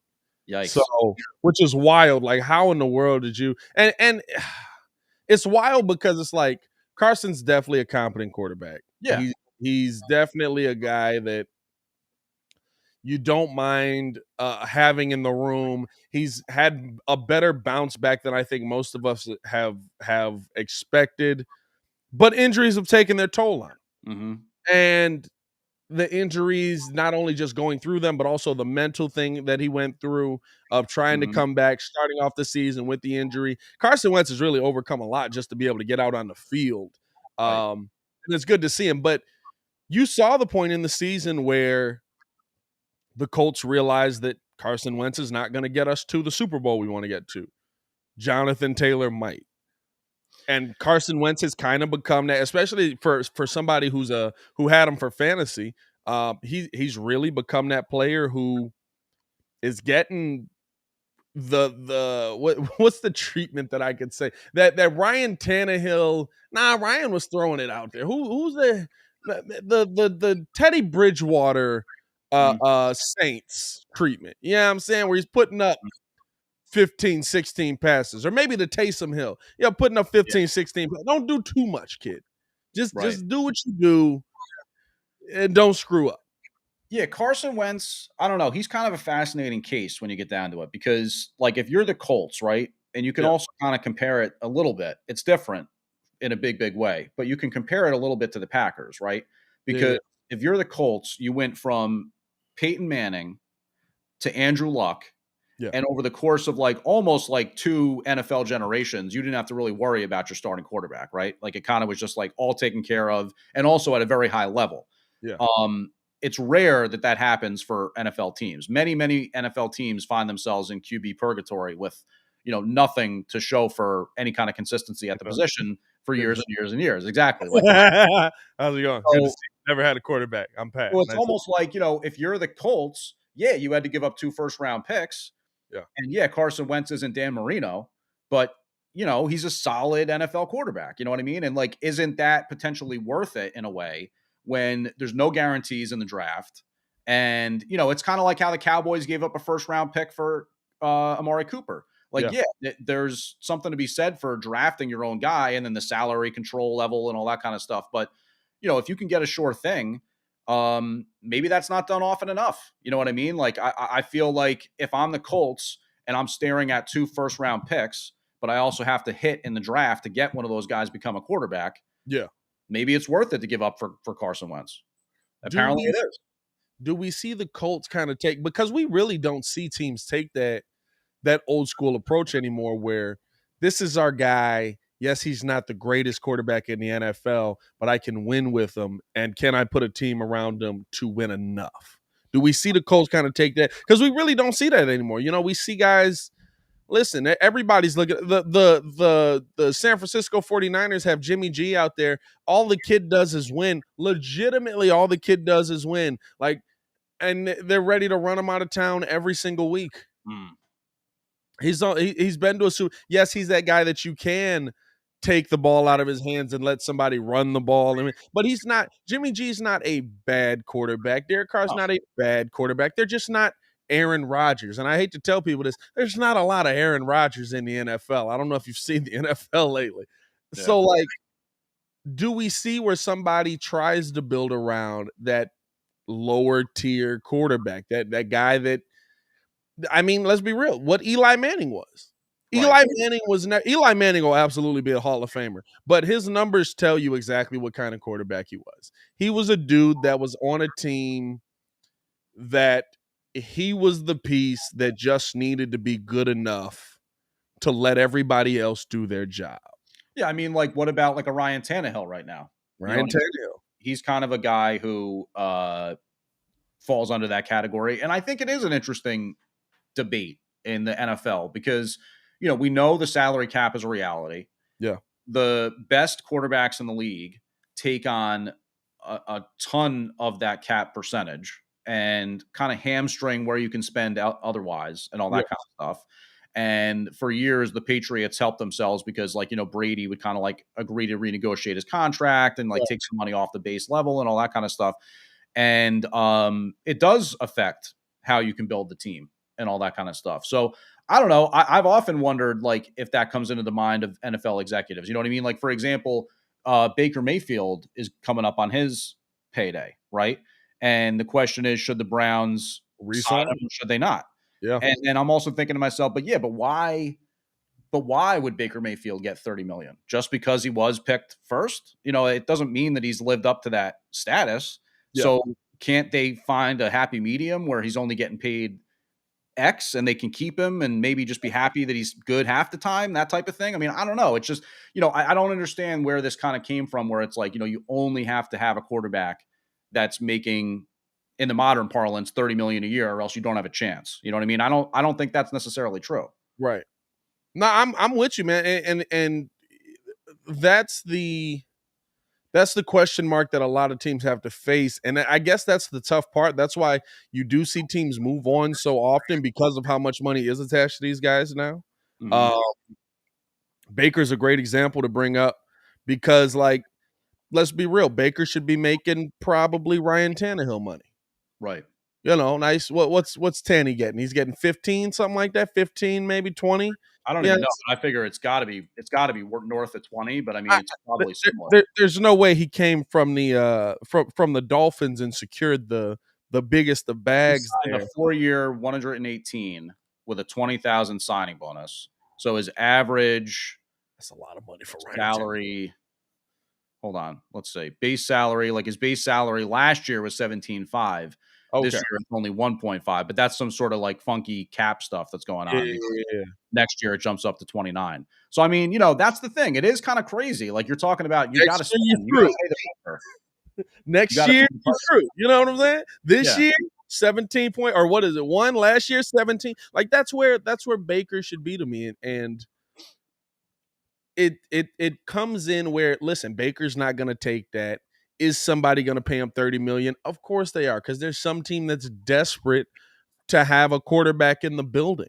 You really think somebody will pay? I mean, the weird thing about Baker is that he's not healthy this year, right? Like he's got that weird other shoulder injury. Yeah.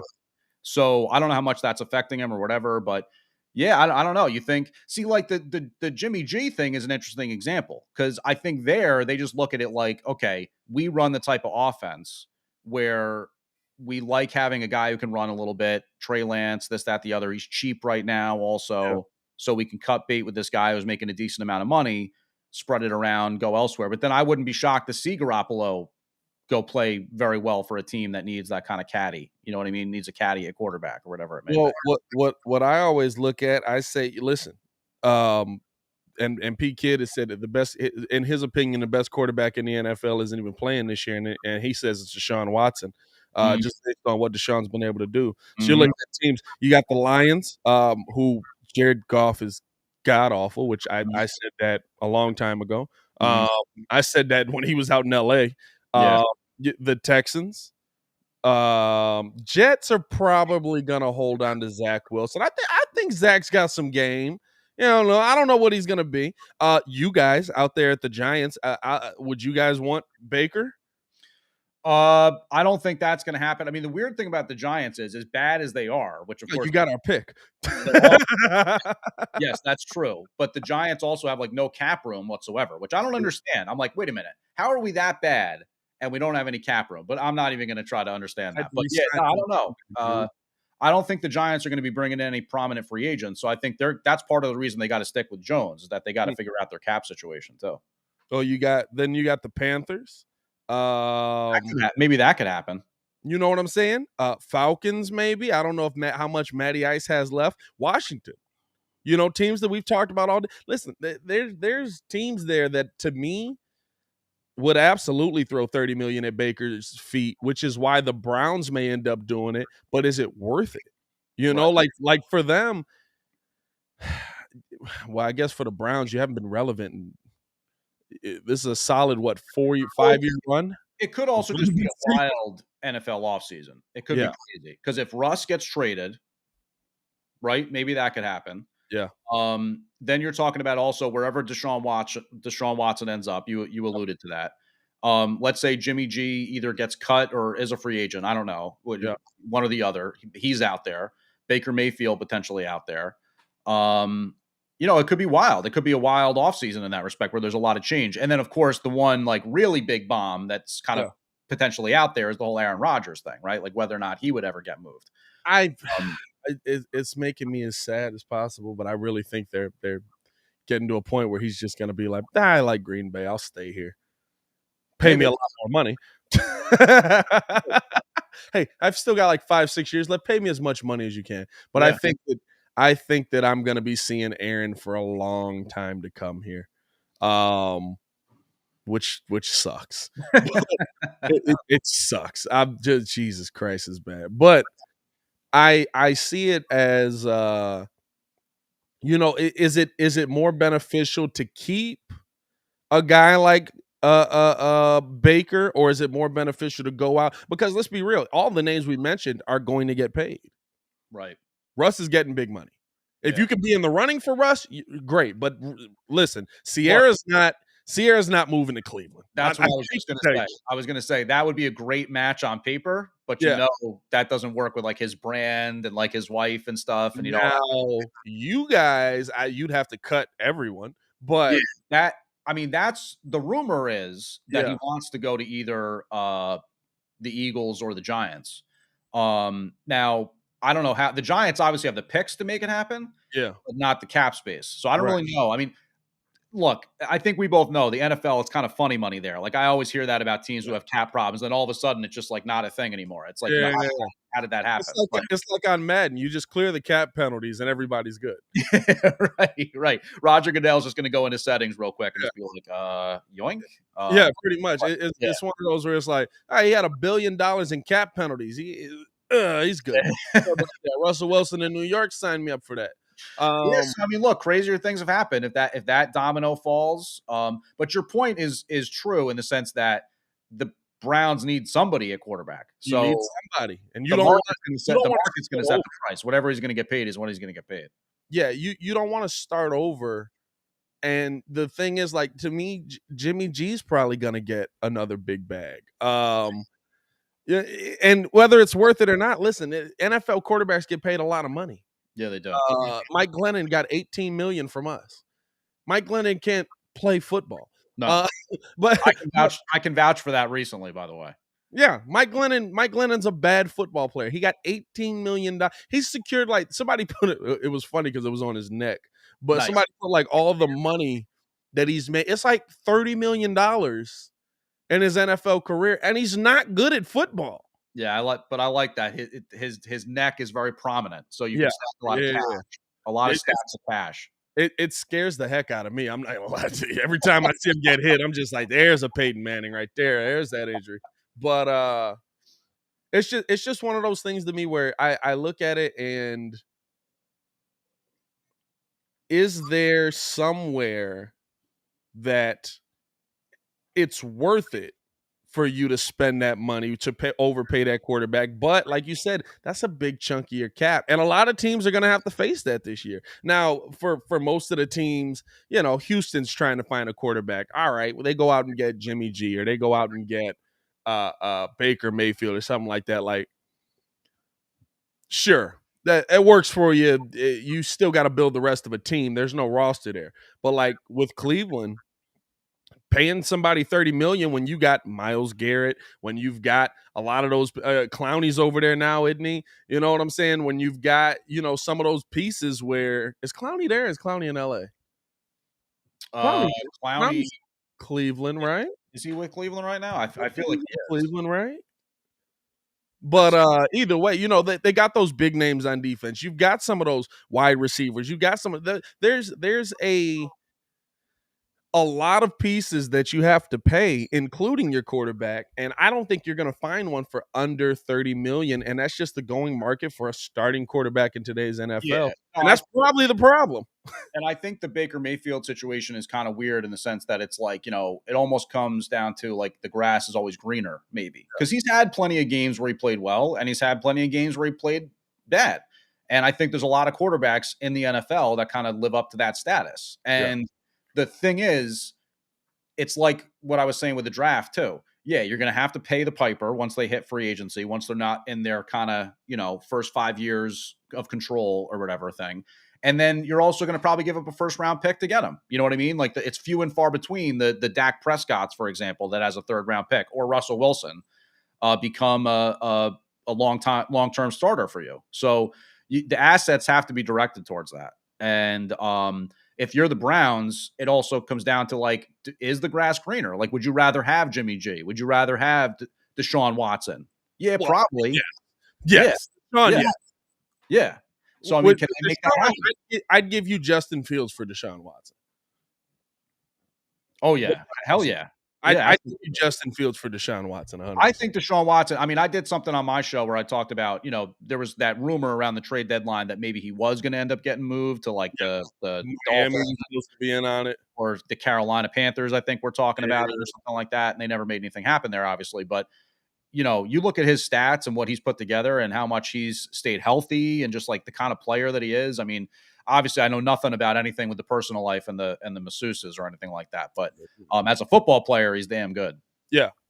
And listen, I like I said on the show, it's for me, it's always, I try to go by what the law at least says. It's innocent until proven guilty. So he hasn't been proven guilty yet. So he's a weird dude. You know what I'm saying? Weird dude, but hasn't been proven guilty yet. So, until I hear guilty, or at least that there's overwhelming evidence showing that he's guilty, he's still on the radar for a lot of these teams. And I'll tell you what, football, let's be real, football's not a sport of great integrity. And I feel like I'm going to get on my. I feel like I'm in the P.kidd share right now, so I Yeah. have to say this kind of thing. Let's be honest. There is like some gray area where when you're having some woman come over to give you a massage or whatever, and he's kind of like, does this go all the way to the happy ending, or is this kind of like, and then someone's going to be like, I'm a professional. Yeah, okay, fine, that's fair. It's not right for him to do that. But if it's not properly explained, or if he's kind of looking at it from maybe it was on some certain website or something, again, I'm saying I don't know. But I just feel like there's a lot of gray area there that if he did cross the line and it was harassment, or he kind of like put hands on somebody that he shouldn't have, then obviously that's totally a different situation. Yeah. But I don't know. I think that the Deshaun Watson thing has to play out because that's like one of the biggest chips to fall with that whole quarterback thing. Well, yeah, it's gonna be. I mean, he changes the landscape of the league completely. Yeah, he changed. Whatever team he goes to is a Super Bowl contender. And he's still so young. I mean, what is he, like 26, 27 maybe? If you're I mean, at this point, it could be any team in the league. Is there a team? I think it's easier to do it this way. Is there a team in the league that doesn't give up their quarterback for them, even in limbo? Is there a team in the league? And I'm not talking about a team that has like Pat Mahomes or something like that, but no, probably not. I don't think, would the Chargers hold on to Herbert? Would Cincinnati hold on to Burrow? Burrow. You know what I'm saying? To me, there's not a quarterback in this league that I wouldn't give up Deshaun Watson for, minus maybe Pat Mahomes. Yeah, but I mean, I think you're on the right track, though, in terms of the teams that probably aren't in the running. Like, it's those guys that have young, good signal callers that aren't costing a lot of money right now. You know what I mean? You're not going to give up Herbert or Burrow right now, I don't think. You know what I mean? Like, I feel like you're going to. I would, but the teams probably won't. And especially the Bengals, because they've built. I mean, it's literally it's literally a Burrow show. It's like, hey, who you want? You want Mixon? You got Mixon. Hey, Jamar Chase? You got Jamar Chase. You know what I'm saying? Like, they are building that team handpicked for him. Now they need to put some linemen in front of him. Right. But that's always like, that's going to be the biggest domino to fall in the quarterback storyline. I mean, if you're the Eagles, to me, I'm trading Jalen Hurts yesterday. Yeah. And yes, Jalen Hurts has shown me some flashes. He's shown me, to me, I think Jalen Hurts is going to develop into a nice quarterback in the NFL. But Deshaun already is. No, the Eagles trade for Deshaun Watson, and they are immediately neck and neck with the Cowboys in terms of that divisional race. So, yeah, I could see that happening. You know what I mean? I could see them also making the trade for Russell Wilson. Yeah. I think the Eagles are definitely going to be one of those teams that looks to upgrade. And it's kind of messed up in a way because Hurts, like you said, at times has shown flashes. But I just feel like there's too many options out there for them. And there's so much smoke connecting them to like the rumors at quarterback position that it's kind of like they're probably itching to do something at that position right now. I don't know, man. That's the smoke, the NFL smoke. P.kidd said something great one day. He was just like, listen, smoke on Twitter is the most what did he say? It was like some smoke on Twitter is like, it's smoke. You go over there and it's literally smoke. There's no fire. Like, he was like, we hear so much. Like, the Bears were so in on Russ last season and a deal was in place, and then you come to find out like, nothing ever was really gonna get done. No, that's a good point. That's a very good point. I mean, for all we know, they love Hurts, and that's just all there is to it. And but I mean, there's a lot of places on the carousel for all these quarterbacks. That's for sure. It's going to be a fascinating offseason because there's going to be a lot that happens with that quarterback position. Right. No, absolutely, absolutely. I'm excited for what football has come, just playoff wise in general, man. And because this draft is going to be so weak, I always want to see that player that, like, it's a weak quarterback draft, and it's like, yep, that's where that next Hall of Famer is going to come from. So I want to see where that guy is going to be. Kenny Pickett, baby, out of Pittsburgh. I'm telling you, watch out for him. Kenny Pickett. There's something about that kid. Kenny Pickett. All right, I'll keep an eye on him. I'm not. My problem is I'm not a big college football guy, so most of I'm these not guys either, catch me really. off guard. I'm not either, really. The only reason I really know about him is because, first of all, I'm a Giants fan, so I'm actually paying much closer attention to like mock To the drafts and stuff quarterback, like that. And yes. CBS had a mock draft where the Giants actually took this kid, Kenny Yeah. Pickett. But the play in one of the games where he kind of like fake slid. He was a broken field Oh, goal. I know who. Yes, I know exactly who he is. Okay, so I was like, see, that's who I want as my quarterback. Enough of these nice guys. You know what I mean? Like Eli Manning was a nice guy. I want one of these like, jerks at quarterback. Hey, I'm gonna tell you this right now. He do that fake slide in the NFL, he gonna get laid out. That is not a good move. That is a college football move, Kenny. Wasn't that Kenny Pickett? Kenny Pickett, yeah. You leave that in college. You do that in the NFL, Roquan Smith will absolutely take your head off. That's a good point. That is a college football. Leave that right there. No, it's interesting. Like there's gonna be those names, and even coming up, there's gonna be names that are gonna be difference makers. Like I don't know if you know Kyle Trask, but I said he's sitting behind Tom Brady. He's gonna be the best quarterback in the NFL at some point. Now, hopefully, he's behind Justin Fields, but there's always that guy where it's just like, what is he? What's he gonna be? How's he get to that next level? How's he? And I love like coming into the draft when you just see that like this is a weak quarterback draft. There's nobody that's gonna come out of it. And then in the 5th round, it's just like Russell Wilson. Mm-hmm. It's always something to just keep in mind and just see, man. So yeah, I was just looking at some of the other dudes that the quarterback position has listed. I mean, it's really nobody that kind of jumps off the page in terms of like people I've heard of, but Matt Corral from Ole Miss, what's his name? Malik Willis out of Liberty. Apparently he's considered a first round pick, potentially a quarterback. So, it is considered like not one of those big quarterback drafts. So, we'll see. It could even spur more of that free agency and trade stuff. Oh yeah. They'll absolutely be that one dude that's that we're just like, oh, these guys are terrible, and why would the Browns select him, and blah blah blah. And then it's gonna be like, oh, what if we got Tom Brady at the end of the draft? How would that look right now? Yeah, A few Super Bowl rings on your team, man. So then you Giants, that's for sure. Man. James, we appreciate you getting out of here, right? You out of here at 8, you said? Yeah, I gotta take the trash out, and actually I'm taking my cat to the vet, as a matter of fact. So Okay. Hopefully all's good with the cat, man. annual checkup. Okay. All right. All good. She's got to get her rabies shot, apparently. So, Okay. Don't have the cat taking people out here. We got enough problems with that. By the way, P.kidd, get well soon. No, I'm just playing. Yeah. Shout out to P.kidd, hopefully feeling better, and appreciate you having me on this morning, Pat. It was a lot of fun, and looking forward to having you on every single weekday on the Contender. That's coming up, obviously, in 2022. So coming fast. Always, man. Always. We appreciate you for tuning in and rocking with us, man. Stay safe out there. All right. Later. All right, man. Peace. It was James Flippin from the Contender tuning in with us, man.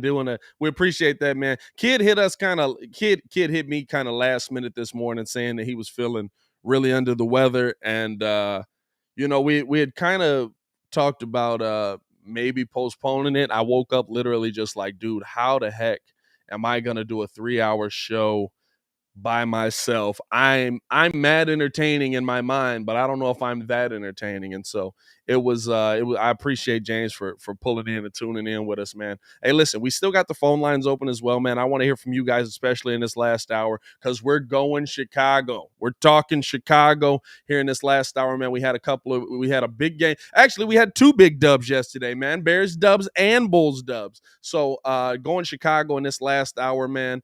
Never mind. I guess the phone lines dropped off there. My bad. So we're still going to Chicago in this last hour, man. So we appreciate you guys for tuning in and rocking with us as always, man. I'm gonna take a quick break and then we'll be right back. This is the Morning Breeze from 6 to 9, Monday through Friday. I'll be right back right after this.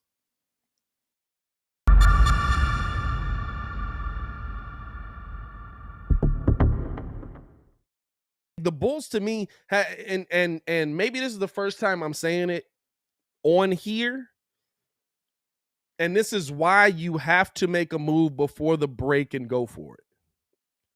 The Bulls, to me, absolutely have the makings of a championship roster. 100%. They have a championship roster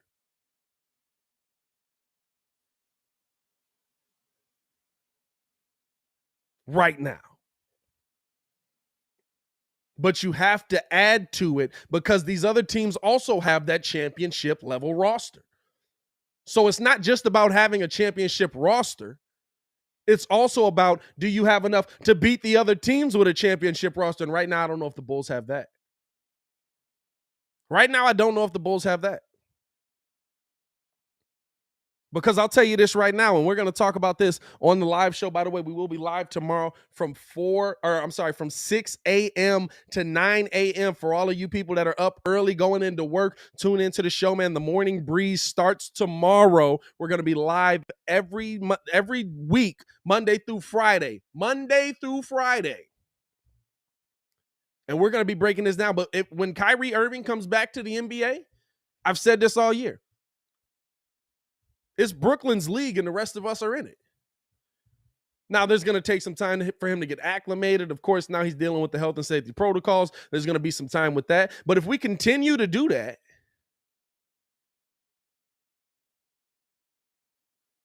if we continue down that path where one day he comes back, then we're in a position where Kyrie Irving is the key to unlocking Brooklyn. And if they're fully healthy, and at this point, it doesn't even matter. We've sat here all season and talked about the struggle that James Harden is going to have. We've talked about all season, like, he can't do it. They're not going to win a championship. James Harden is not a factor anymore if Kyrie Irving is 100% healthy. Now, of course, there's still the fact that I say that we've never seen Kyrie 100% healthy. The one time we saw him healthy, he helped win a championship. Yeah, I'm saying. But to me, that's the biggest thing that the Bulls have going for them. The unknown of Kyrie. But now you have to add to your roster because he's back. So if he's healthy, if he's playing along with Kevin Durant, who's been dominating the NBA, the league is theirs. Let's not get it twisted.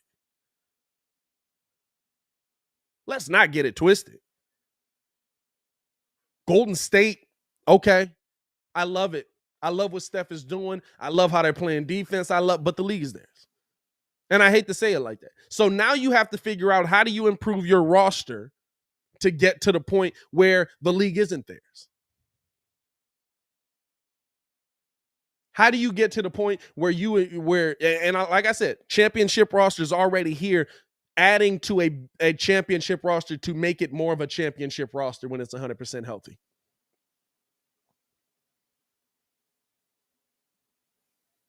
We've seen a lot of championship rosters get beat. A lot of them. Shaq and Penny had a championship roster, got beat.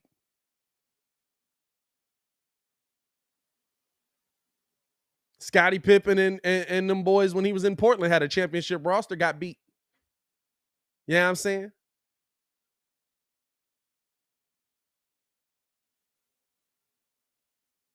We've seen a lot of consistent championship rosters get beat. Championship level rosters get beat by better championship. How do we get to that point? And so now you're looking at who can you add to this team. And AK told you he's still going to add.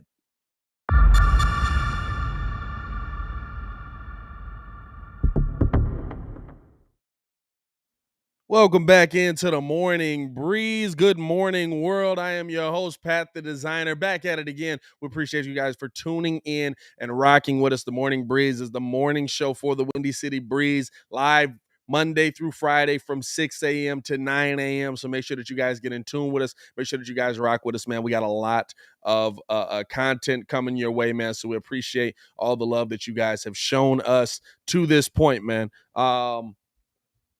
Definitely got to get into some of our Chicago teams here.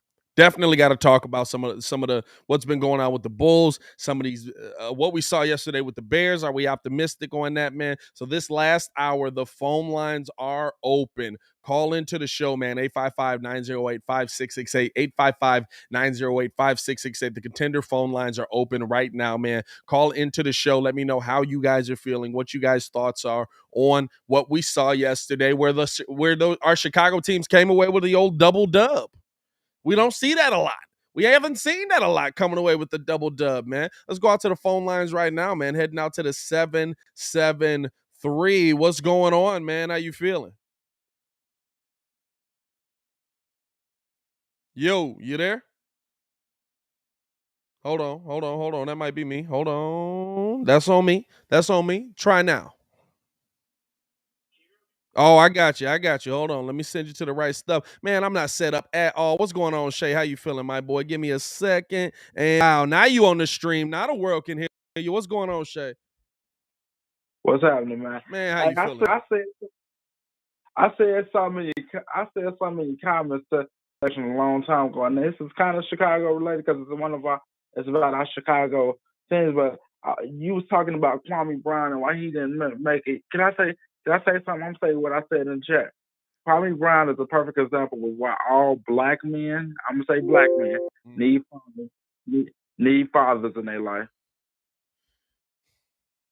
Can you hear me? Yeah, I hear you. You gonna have to expound on that one. You can't drop that and just expect me to react. Right.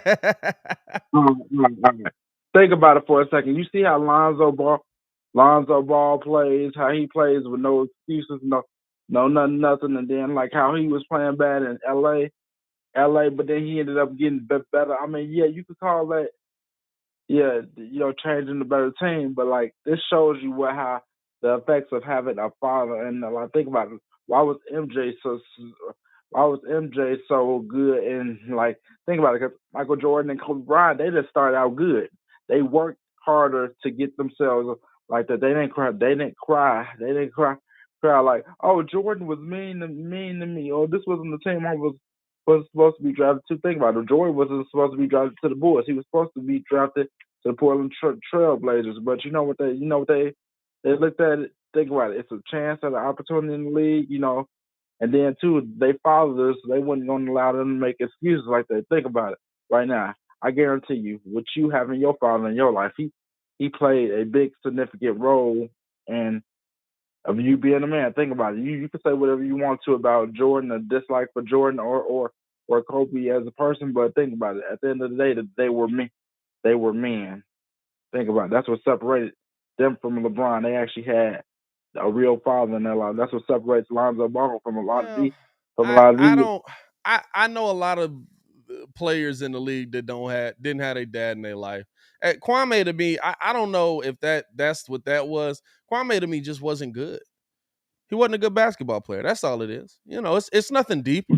Yeah, but you know what I'm saying. Yeah, but you know what I'm saying. Like, a lot of people aren't good talent wise, but they're able to make themselves effective. And then too, they really didn't make excuses for themselves. I mean, you know what I'm saying? Brian didn't have his father in his life, and he was one of the best players in the NBA. You know what I'm saying? It's all about personal drive for people in situations like that. It's all about how are you personally gonna overcome that. Michael Jordan had a mentality where they compare Michael Jordan to a sociopath. Kobe Bryant had a mentality where they compare him to psychopaths. You know what I'm saying? Where it's so maniacal how they work that. And LeBron James is kind of the same way in that. Kwame just didn't have that. He didn't have that next gear. He didn't have that next option. But even to LeBron's credit, LeBron had his coach in a way. All men need that men instinct. Even if you don't have your father, you're gonna have a strong man that's behind you. You know what I'm saying? For sure. Like, having your father in your life is definitely gonna give you that boost that you need. Or having a man in your life. It could be an uncle. It could be any type of man that's really gonna drive you. That's really gonna tell you no excuses. I don't know Kwame's life, dog. I don't know whether he had that or not. You know what I'm saying? I don't know whether he had that male figure in his life or not. His father was a killer, so. Well, yeah, but I don't know if he man. had that uncle or not. You know, I'm not gonna take like the personal shots at Kwame. To me, I guess it is a personal shot. It was his job. To me, Kwame just wasn't a good basketball player. And I'm not gonna let 2021 change the narrative on that. I'm not gonna let 2021 change the narrative on that. Shay, I appreciate you for calling in this morning. All right, my boy. All right, man. All right, man. Good morning, Stay by the safe way. out here, man. You see those boys in your front yard? Just like we upstairs going hard. On God. On God. Stay safe out there, Shay. No, that was it. He was bringing up a conversation that we had last week about Kwame and how we just didn't. He was 2021 tried to make Kwame seem like everybody else was the victim and not the fact that he just wasn't good at the sport that he played.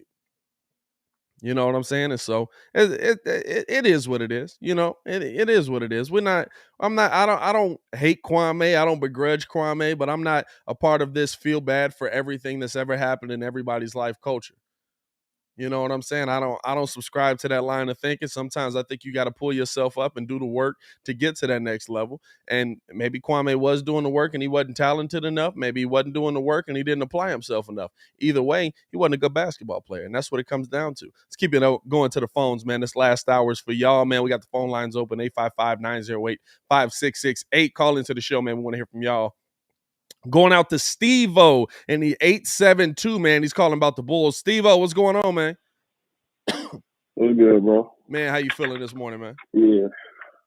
I'm good. How are you? I'm all right. What's your thoughts on the Bulls, man? What are you thinking today? Oh, just another good win. I was paying, I was paying attention. I watch pretty much every Bulls, but the Indiana, they made me a little nervous. It's not a team slouch on. It's a big team. Big teams give us problems, and with Lonzo being out, I was like, oh, I don't know about that. Yeah. But then I didn't know Brogdon was out, so that was thank God. But yeah, but I didn't know Lonzo. But it was just another team when you could see, like, with this team, we're starting to trust the group. We're starting to trust the roster. Like you said, we can see that this is a win now, a championship roster. Yeah. We can when people go down, we can believe on them. That's what I took away from it. Absolutely. Now, Bears. Oh, go ahead. My fault. No, go ahead, man. No, just the Bears. It was just, I didn't really watch it like that because it's like, it just felt like, with all the news coming about that he might be fired. I was like, yeah. So 9 times out of 10, Nagy's gonna pull something out his something. He gonna do something tonight. I just felt that. I knew something was gonna happen. Me seeing the articles talking about Nick Foles starting, but there's a slight chance that he might be playing backup. Justin is, and I was like, that don't even make sense, but okay. So yeah, just a lot of what I got from this game. He knew he was on the chopping board. A lot of gutsy calls, something we're not used to. Was it smart? No, but you're 4-11. At this point, do what you want to do. Yeah. That's how I feel. So as the Bears, just do what you want to do, but just don't get us players killed. And just don't get us embarrassed. That's all I ask. Hey, I appreciate the call. All right, Steve-O, stay safe out there. Yes, all right, sir. my boy. You too, bro. All right, man. Peace. Dog, that's pretty much how it feels. And you know what? I said yesterday on the post-game show, man, on the Bears tip. It's okay to feel good about the win if you enjoyed the win. Don't let anybody tell you that it's not okay to feel good about the win. If you enjoyed this win, if you enjoyed watching the Bears do what they do, if you enjoyed watching this team have success yesterday, that is okay. That is okay. It is fine to be an excited Bears fan when your team wins. The thing that you have to do, though, you have to put it into the right perspective. It's like Steve-O said, yeah, Nagy absolutely had some ballsy calls there at the end of that game. And call into the show, man. We want to hear how you guys felt kind of about the Bears, about the Bulls, whatever you want to talk about in this last hour, man. Y'all heard Shay call in, talk about Kwame Brown. Call into the show, 855-908-5668, man. The thing that I'll say with the calls we saw yesterday, with where I'm looking at this team as being, with where I'm looking at them getting to the net. The problem I have is that it doesn't change anything. And I feel like Bears fans feel like every loss matters on firing Nagy. I'm going to be honest with you. If you're not firing Matt Nagy, regardless of what he does in the last 3 games of the season, regardless of if somehow the Bears find a way to fall into a playoff spot, I don't even know if they can. I'm pretty sure they've been eliminated from playoff contention, but the NFL is so bad that there's still a possibility they get in there, something like that. I don't know. It doesn't matter. Nothing should change. Yes, good win. It's okay to feel good about that win. It's okay to be excited that your team won that game. It's okay to be excited that you saw a nice game-winning drive from Nick Foles. Does nothing for your future, changes nothing about your future, changes nothing about the team that's in place. The Bears are in a position now where they should be able to come out and be assessing the games for the future. We should be talking about, honestly, today the firing of Matt Nagy. And y'all see me keep looking at my phone. It's because I'm refreshing Twitter to see if they've had the cojones to drop that bar. They still have not. But nothing should change. Nothing should change. You're in a position where the team that you're playing against or the teams that you're matching up against are teams that you can beat. I told Kidd the Bears will finish the season 4-0. Now they end up losing to the Vikings, but I would absolutely believe the Bears go 3-1 the rest of this way. You got the Giants and you got the Vikings again. They'll probably win both of those. It changes nothing. It does nothing to change what the Chicago Bears have already put in place. You have to find a way to keep your perspective on that going through the rest of these games, because there's some Bears fans that are literally like, don't go into every week hoping your team loses. What does it matter? You know what I'm saying? You're not getting the draft pick. Like, I get it if we were getting, like, right now where the Bears are slated, they're supposed to be 8th. But at this point, you want to screw the Giants as much as possible. Because the draft pick that you got is going to them. So you want to try and do all you can to give them a worse draft pick to finish out the season. Because it doesn't matter. You've got your quarterback, hopefully, of the future. You hope to have your left tackle of the future. You hope that these guys are going to be able to play in these next couple of games and show you some things. It's all about evaluation at the end of the season. If I was the Bears, if I was Matt Nagy, if I was George McCaskey, I would absolutely be firing Matt Nagy right now. I'd have the next guys in the building already getting ready to be interviewed because for the GM position, I'd be firing Ryan Pace already. I'd be cleaning house in the middle of a season. 110%. And I would be interviewing guys the very next day. And nothing that Matt Nagy will do the rest of this season will change that, which is why you get rid of him.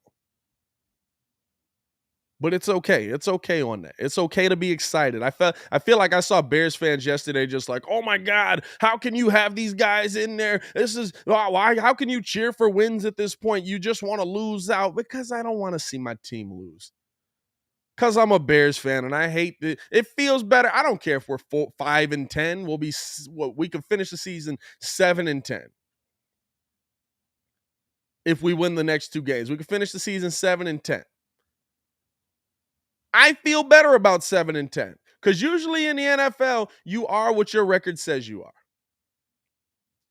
We've been an 8-8 team. We'll be a 7-10 team. I'll tell you what, I feel a lot better about a 7-10 team coming into next season than I do about a 4-13. Yeah, it would have been 4-13. A 4-13 team. You know what I'm saying? That's what it comes down to. Let's go back out to the phones, man. Head out to the 385. What's going on? Hello? What's going on, man? How you feeling? Hey, what's up? I'm feeling good, Pat. How about yourself, sir? I'm all right, man. I'm all right. Just enjoying this morning, man. We got a double dub last night, man. So that's all we got to live off of right now. What's your thoughts? Oh man, my thought is, it was a great win for the Bulls. I was just wondering, to take us, to the top. I mean, all the way to championship mode. Would you think a trade for Jeremy or Christian Woods would be good enough to send us to the top, or would you think, we need to get more offensive, more all around, like a Sabonis or something like that? I think when you look at what the Bulls have added, even in just some of the players that they've kind of just added into the mix, with an Alfonso McKinney, with a Tyler Cook. Not to say that those guys are oh my god players, but when you put them all together, you got a nice mix at that big man position. And so to me now, I'm wondering if you even want to go for that next big trade. You know what I'm saying? Do you want to go for that next big name there, or at the big man position, I should say, or do you want to try and get a guy in here who can fill a role as a scorer, who can fill a role as a backup point guard? Or do you have that in the building already? The AK has done a good enough job building this team where you don't have urgent needs. And as far as a championship roster, right now you have that with how DeMar and Zach and Vooch, and when Zoe comes back, Zoe is playing. The part that you want to try and figure out is, how do you match up with these teams that are on that next level? So I would say Brooklyn with Kyrie back is that kind of team. I would say that Philly, after they trade Ben Simmons, and what are they going to add to the team? How do you match up there? There's going to be some pieces that you're going to want to see how they fall into place before you go out and make a big move. And if we're being real, the only thing this team needs is maybe better rebounding. Maybe. We haven't really gotten beat in the rebounding battles.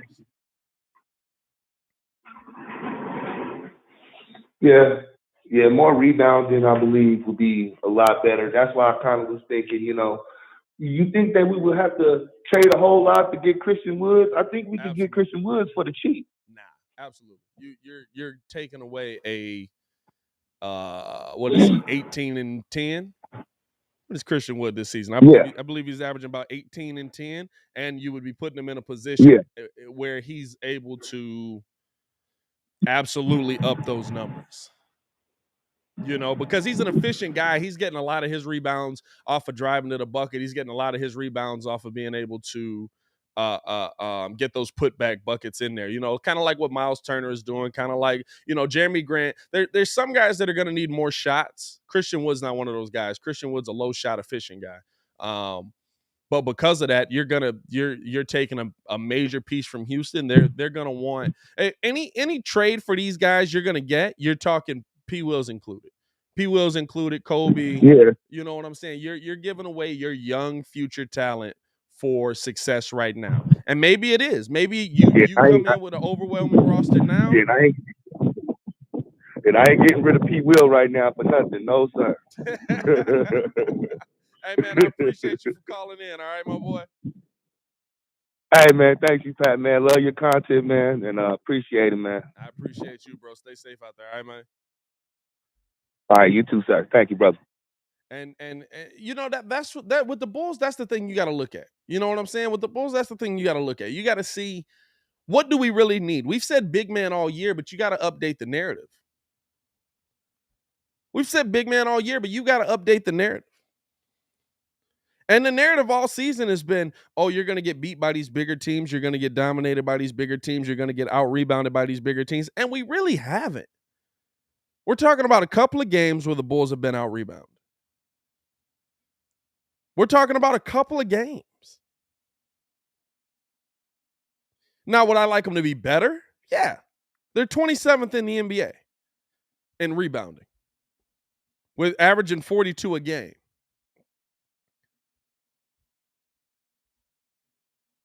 But they've also gone through COVID. They've also gone through losing major pieces. They've gone through losing a lot of those key pieces you thought you were going to have, and they've gone through adding in some pieces that you think are going to be beneficial to the team. How's Alfonso McKinney going to play when he's on the floor with Vooch? How's Tyler Cook and Alfonso McKinney going to play together? How are you know what I'm saying? These are the things that you have to look at and put into place, because now you're talking about a team that is going to look different on the bench without Alize Johnson there, and because, Billy Donovan trusts to go to these guys. Let's go back out to the phones, man. We got Robert Schwartz on the line, man. Hold on now. Robert be coming in a little bit loud. So let me hit this down to like 30 right there. Yeah, I'm saying, let's go on out to Robert, man. Robert, what's going on, man? How you feeling? I'm feeling good. How you doing? I'm all right. Oh, Robert, you get you a new phone, man? You coming through a little clearer today, man. iPhone 13. Ooh, hold on, Robert. Let me cut you up a little bit. You sounded crispy today. What's going on with you, my boy? Nothing. It was a good NFL watching getting the dove from the Bears. Yeah.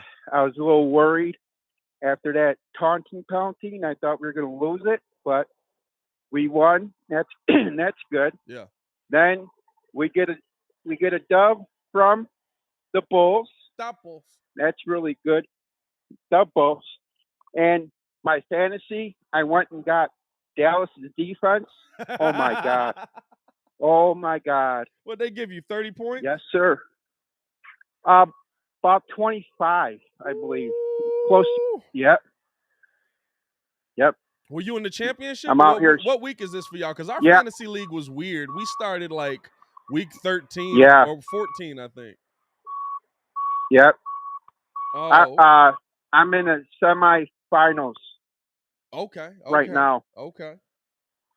So that one got it done for you, man. That's what's up, man. Listen, I end up making it all the way to the semis. I end up getting rolled by P.kidd. I'm not gonna lie. My team didn't even decide to show up that week. So I'm in trouble. So I'm out of it, man. Yep. I think Kidd's gonna win the Super Bowl, which is the worst thing that probably could have happened to this show, because he's gonna never let us all forget it until we get the next year. Yep. So and I was gonna go out and get T. Higgins because he was on the waiver wire. Yeah. I'm shooting myself in the foot. Oh yeah. I should have went my instinct because Burrow went off. Yeah. He had himself a game, man. He absolutely had himself a game. It was a fun day of sports yesterday. Now maybe it's just because the Bears. Oh yeah. Won. Maybe it's just because the Bears won and the Bulls won, but it was a fun day of sports all around yesterday. A lot of good games yesterday. But yes, it was. I appreciate the call in, Robert. Appreciate you for tuning in, man. Stay safe out there. All right, Robert? You too. All right, bro. Man, Robert coming through with a nice phone, man. Y'all heard that? Listen, everybody that knows, Robert calls in all the time, man. Robert call in with the spicy phone. Robert phone be a little bit clippy. And so you just be like, oh, here we go. And, man, that mug came through crisp. I had to cut him up. Okay, Robert, we see you, big money, with the upgrade. Shout out to you, man. Shout out to Robert Schwartz, P1 on the phone. Let's go out to the 565, man. I believe we got James on the line here. James, what's going on? Man, good morning. Hope you had a Merry Christmas. Oh, appreciate you. And yeah, man. First off, I just want to say the Bears winning. Don't care, honestly. As for the Bulls go, I gotta say, really, really impressed with how they handled the situation despite Lonzo being out. I was kind of surprised how well they played without Lonzo. Yeah. So now I got a little more confidence they can ride the ship till Lonzo gets back. But here's the thing. When it comes to the whole trade situation, look, I understand we all love Kobe Bryant. We all love Patrick Williams, man. But you got to think about this, okay? We got to think about the future, man. We can't this is about winning a championship at the end of the day, man. We always say, well, wait till next year, wait till he develops. You don't want to take that chance, man. Yeah. We may never be in this situation again. Yeah. I mean, God forbid, I ain't wishing on anybody, but, next year, it could be an injury-riddled season. God forbid something happens to Zach or DeMar or Alonzo. Yep. Like, this right now is the best opportunity to go for it. And I say that we need to go for it, man. And you think the Golden State Warriors wanted to get rid of Harrison Barnes? Hell no. But they did what they had to do. So I say, look, I don't want to see Patrick and Kobe go, but if it means winning a championship at the end of the day, hey, do what you got to do. Yeah. And then because you can't chance it. Can't chance it. I mean, it's interesting because like you look at what are you gonna get for those two? You're talking about two players that have been injury riddled. You're talking about one player that he's come back and had a nice game. Like, are you gonna get a guy that is gonna get you a championship? You know what I'm saying? That's gonna put you in that next level for them. Really, right now when we're talking about P. Will and Kobe White, they're just making money work guys. It's not, oh my God, crazy. You're still giving up picks. You're still giving up. It's about making money work. And to me, like, is it worth it to go get a mid-level dude that might help you with rebounding when you can wait and go get a mid-level dude that might help you with rebounding once they get bought out? Now, unfortunately, you traded away the two guys that would have helped you in that situation the most. And Daniel Tyson, Thad Young, those are two guys that were missing, and you can't get them back. So it's a tough situation, I guess, in that sense of the word. But I don't know. I look at what we've added and I'm not tripping on what we've got, especially rebounding wise, man. Well, because you said that, because I caught you said that, it's not a problem right now because we're not, because we've been winning the rebounding battle. Right. But yeah, it's working now. But in a 7-game series, when teams really key in on you, then that's really going to be a problem. Like defeating Indiana one game and then defeating Charlotte the next game, we can get away with that. But if we play against Brooklyn, if we play against Milwaukee, they're going to key in on that, and it's going to be, they're going to feast on that, man. Yeah. So hopefully with AK and Acme releasing Alizé, that tells me that they're working on something right there. Hopefully by the deadline, I believe the deadline is like 6 weeks away.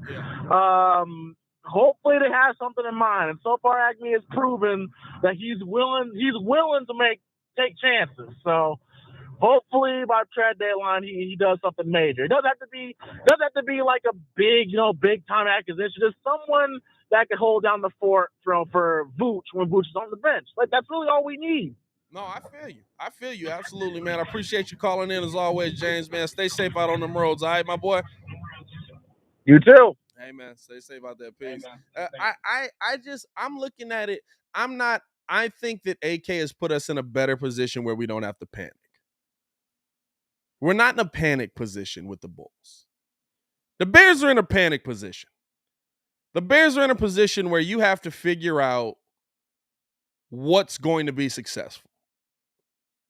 That's a panic position. Right now, you have a lot of success on the team. And as crazy as it is to say, I get, we want to move Kobe. We want to move on from Kobe. We want to move on from, guys that aren't contributing right now. But it's kind of like, me and Kidd were talking about what Amon Shumpert said last week on one of the podcasts he was on, where he was talking about, like, you're not given time to develop into the player that you'll one day be. You're not given time to develop into that next level of player. You're not given time. And back in the day, a lot of those players, it did take 5-6 years for them to put that together, to get their NBA career on track.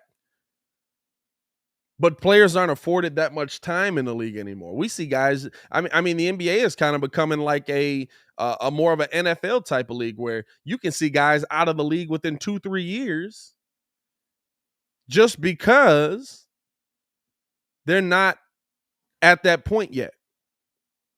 Look how long it took for Cameron Payne to get his game together. And I'm not saying you should wait 1,000,000 years. I'm not saying you shouldn't be looking to make trades. Listen, if you can get a player that's going to be a huge impact to your team right now, and it costs you P. Will and it costs you Kobe White, all right, I'm not tripping. But who's that player? P. Will and Kobe White are not going to net you by themselves Miles Turner. Who's that player that gets you to that next position, that gets you to that spot where you feel like, oh my God, this starting lineup is amazing? Who are you going to get? We're talking big lofty dreams here when we're talking about bringing back Jeremy Grant, Domantas Sabonis. These are all-stars. Miles Turner. Miles Turner, I think you've got a better shot at. But you know, like I'm not trading players just to trade players, just to say I did something. I'm not that kind of, I'll never be that kind of GM, just to say that I made an impact trade-wise. I'm not trading players just to do it.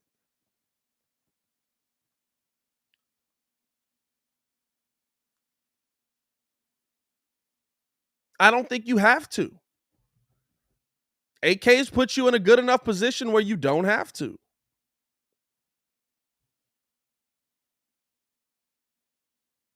And so to me, like you're looking at a team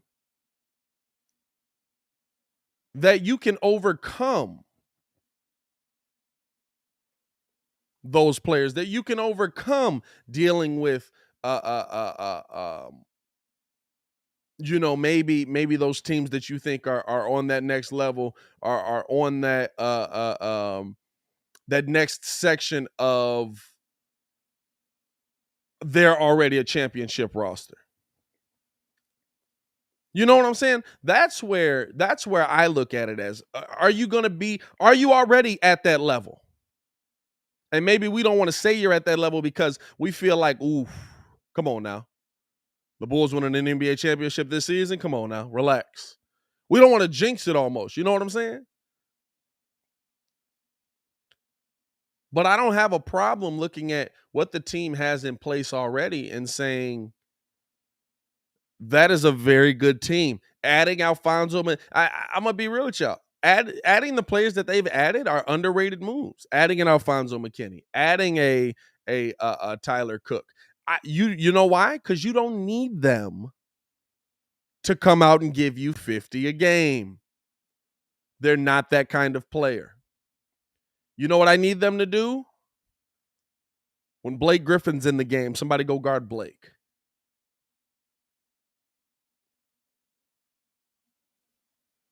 And for a lot of these players that you guys are worried about us, you know, not being able to guard, not being able to defend, stuff like that, who can? We're talking about having a tough matchup with Milwaukee. Hey, Milwaukee's the third in the Eastern Conference right now. There's a lot of people having a tough matchup with Milwaukee.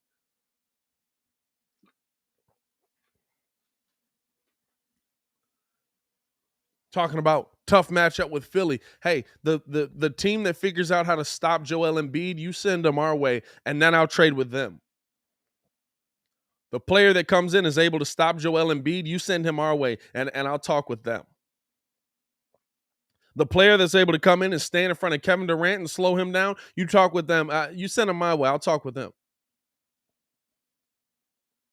Because I've watched the best in the world not being able to do it.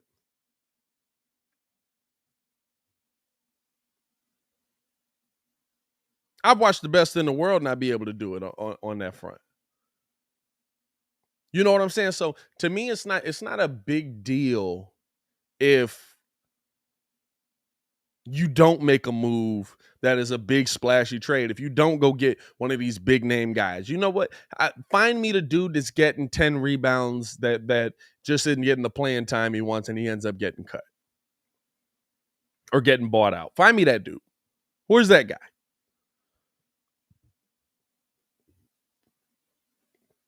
Find me the dude that just wants to come here. What's going on with Jahlil Okafor? Where's he at? Because we're just talking about rebounds when Vooch isn't in there. We're not talking about, you know, something crazy. And listen, we got Tony Bradley. We've got Tony Bradley's out due to COVID right now, but we've got Tony Bradley. You've got those guys. So, like, to me, like, I want to make an impact move if you're going to make a move. Jimmy got soul in the chat. What's going on, my boy? Good to see you, Jimbo. How about you text back in the chat every now and then? We miss you.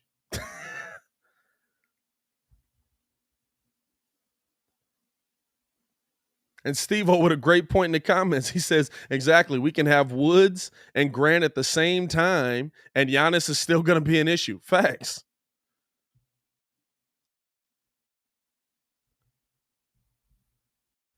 You know what I'm saying? Like there's not a league where, or there's not a player in this league that's going to stop the best in the NBA. And right now, the Milwaukee Bucks, right now, Giannis Antetokounmpo, they are the NBA champions. You can put whatever caveat on it you want. They are the NBA champions. There is no asterisk next to that mug.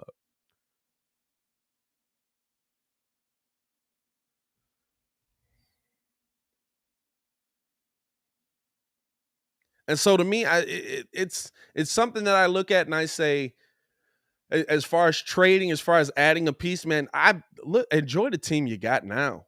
Enjoy the fact that we can enjoy this team. I'm not saying don't go all in for a championship. I think you should go all in for a championship. Why was Monty Williams crying after they lost last week?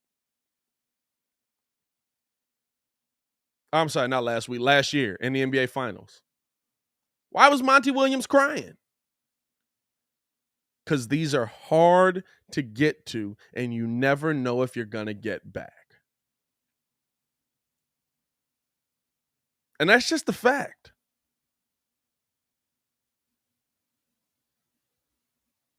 We look at NBA Finals like they're easy to get to, but if you build the right team and you'll get there all the time and blah, blah, blah, it's still hard to get the job done. Don't let Bron fool you. Same as with the NFL. Don't let Tom Brady fool you. Don't let these guys that get there time and time again fool you. There's a reason they get there. They're really freaking good.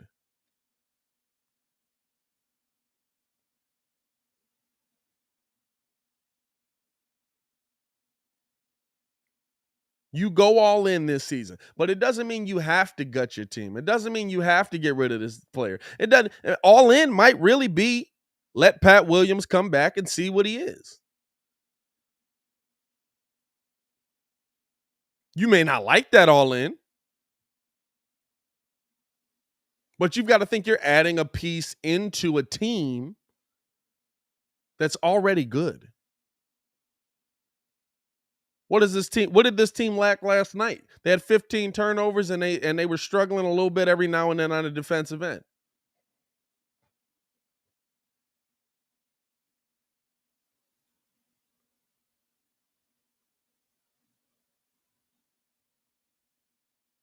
What is that? You know what I'm saying? Like, by the way, you were missing Lonzo Ball and Alex Caruso, two of your biggest defenders, and the guy that handles the ball the most time.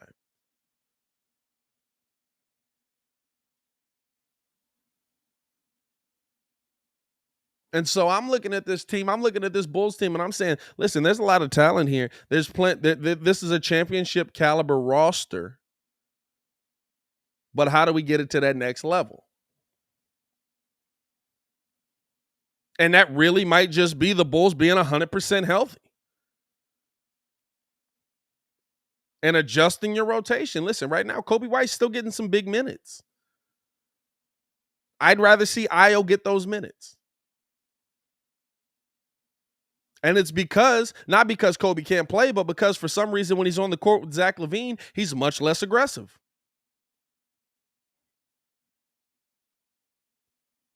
For some reason, when it's him and Zach and DeMar and Vooch on the court, he defers. He's not the aggressive scorer that we see when he's actually putting up good points.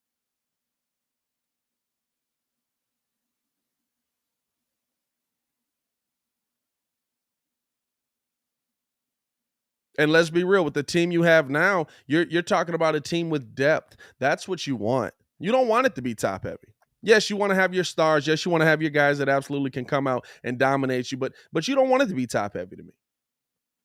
Because if the team is top heavy, when you need to have that guy that's going to be able to coming off of the bench and have that big game for you. You don't have that there. I would much rather see the Bulls have their stars have a game like they did last night. Vooch with a double-double. DeMar has 24. Zach has 35. But the rest of the team, 10, 11, 15, 8, 6, 12. You know what I'm saying? Being able to disperse that, being able to have that scoring continue all the way through, that's what makes championship teams. That's what makes the depth. Why were the Warriors good? Because the Warriors were tough to beat, even when they were even when Steph and Clay weren't in the game. You couldn't just have your way with them. You had to still deal with Iggy. You had to still deal with Sean Livingston. You had to still deal with Harrison Barnes. You had to still deal. There were a lot of players on that team that absolutely made a difference. Depth is what you're looking for. I'm not looking to go get another star if it means getting rid of depth. I would rather have depth over a fifth star any day. Because to me at the 4, let's be real, we love Javonte. Has Javonte played bad at the 4? Do we want Javonte at the 4? Nah, I'd rather have P. Will there. I'd rather have the 6'8" guy or 6'9", whatever he is. But has Javonte played poorly at the 4? Has he been bad defensively? Has he been bad offensively? Has he been costing you games?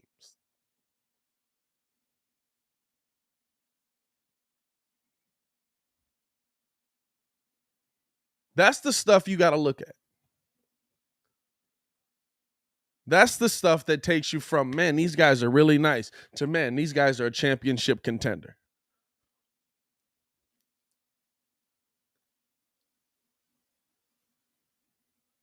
There's not many championship teams where we don't talk about the impact that the bench made. And so to me, it's about building out, listen, that bench mob, for lack of a better term.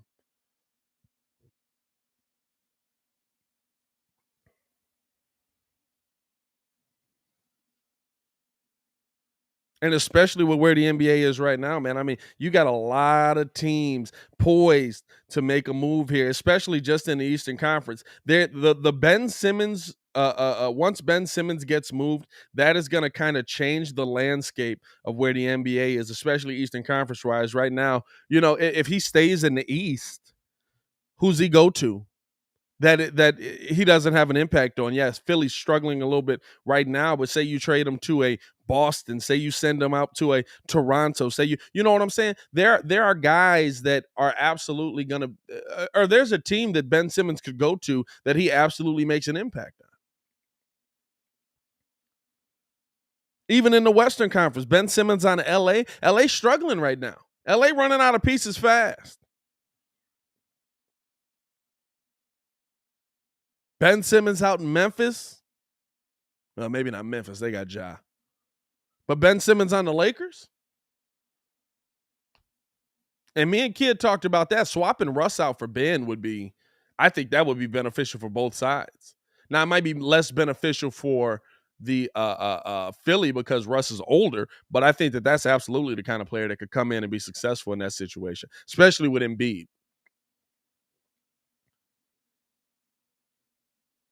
Ben Simmons on Houston with Christian Wood down there. That young talent. You know what I'm saying? Like there, he's going to be a domino effect. He's going to be a domino that falls that is going to change how people look at both conferences because there's going to be pieces coming back to Philly, probably some decent pieces coming back to Philly, and you're going to have to figure out how are you going to be able to combat with those pieces depending on the team you trade with. Now that's an entirely different project for the Bulls going into the second half of the season. Right now you're 20-10, but you don't know how all of a sudden you got a better point guard that's able to score over in Philly. Now, what's that team look like the second half of the season? Shout out to Jay Cripp pulling up for us, man. Said he down in Florida, man. Stay warm, brother. It's about 38 degrees up here, so a little jelly.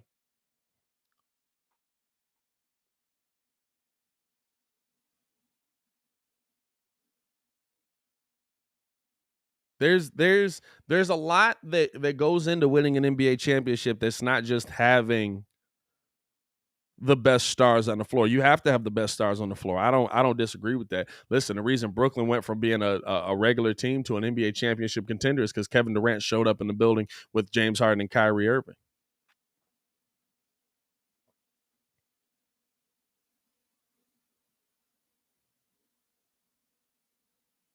That makes you a championship contender. But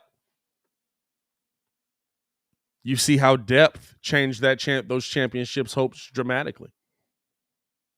Having Kyrie Irving on the floor, blowing out the Bucks by 40. When you didn't have Kyrie Irving on the floor, now it's a 7-game series. Now it comes down to the toe of Kevin Durant.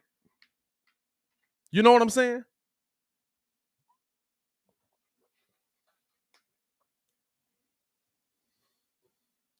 It's not 2K. How many times have I said that on here? It's not 2K. It's not that you can just, do a big swap out and all of a sudden you're going to be able to put the right pieces in place. And it's just going to work. In 2K, you can add in Harrison Barnes to what the Chicago Bulls are doing, and nothing changes. He comes in, he makes an instant impact. That doesn't always happen in the NBA. You hope that it does. You hope they're able to. You hope they're able to go out and find that guy. But even that, to me, like, is that a more intriguing thing? We've heard Robert Covington, we've heard Harrison Barnes. Is that now a more intriguing thing because AK is giving you a little more depth at that bigger position? And the one move you could have made, you should have made, by the way, the one move that you should have made, hey, guess what? Now you're talking about we're at a rebounding disadvantage because the Bucks went and picked up Boogie Cousins. And he's making an impact. Had a bad game last game out. Still 9 points, 8 rebounds in 17 minutes of play. 4 for 10, 0 for 2 from the three-point line, but still making an impact. At a minimum, you should have got him so that the Bucks didn't go get him. If you're wondering what his last 5 games have been, 12-12, 27-18, hold on. Am I reading that right? Nope, not reading that right. Hold on. I was about to say, Jesus Christ. 12-12, 18-8, 22-8, 9-8. The rebounding you were looking for, there it is right there.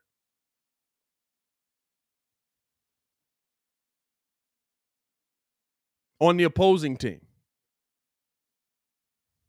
On a team that you're worried about for the playoffs. On a team that already had good talent there. You know what they did? They went and added some extra pieces.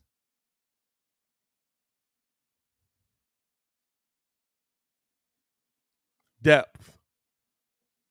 Winning a championship doesn't happen with just throwing 5 stars in the front. Now, it helps. Listen, if you tell me we're coming out with a lineup of Lonzo Ball, Zach LaVine, DeMar DeRozan, Christian Wood, and Nikola Vucevic, I'm going to tell you the Bulls are going to win more matchups than not. But if you tell me that standing behind those guys, the next best player on that team is Alfonso McKinney, you're going to be in trouble.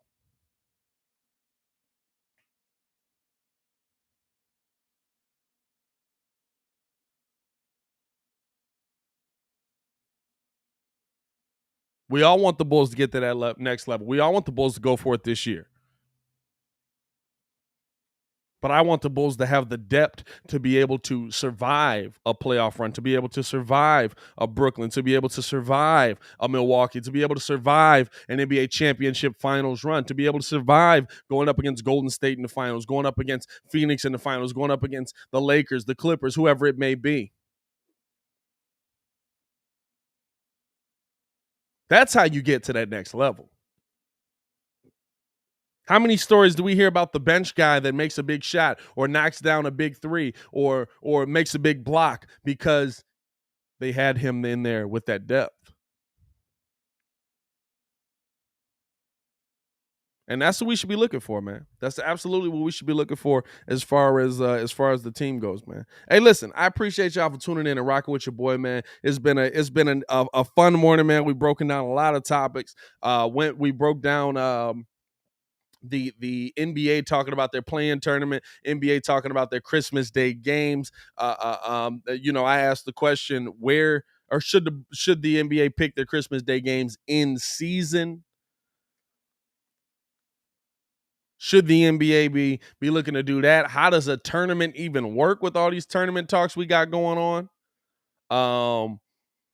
It's interesting to talk about, but we'll see how it goes. We also got into a little bit of NFL talk, breaking down where we see this AFC and NFC playoffs division going, and even some of the quarterback controversy that we got in the NFL right now. So talked a lot of that, man. So I appreciate you guys if you stood in here for the full 3 hours, man. Shout out to y'all if you guys popped in and out. We appreciate that as well. We had James Flippin from the Contender on as well. So make sure you guys check that out, man. I believe January 10th is going to be the first episode of the Windy City Breeze over on the Contender. So we're about 13 days away, something like that, 14 days away.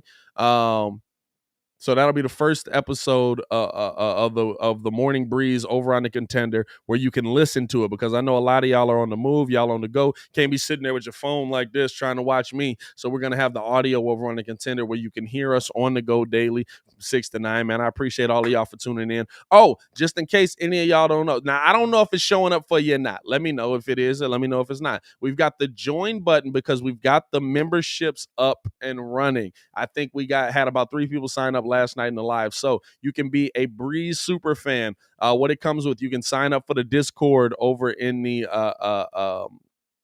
link will show up on the community tab if you're a member of with the membership, a member of the Windy City Breeze, that Breeze family. And you join in on that, man. It comes with that, and we're going to be adding tiers to it as well, to where I'm going to be doing giveaways. We're going to be doing giveaways in the Discord as well. We're going to be doing stuff like that where we give away jerseys and stuff like that, especially hitting 11K last night. But it's going to be special perks just for members of the Windy City Breeze. So I appreciate y'all for tuning in and showing love on that. If y'all signed up, man, make sure y'all get in the Discord, because that is going to be key to getting some of these exclusive prizes, some of these exclusive giveaways that we're going to do over there as well.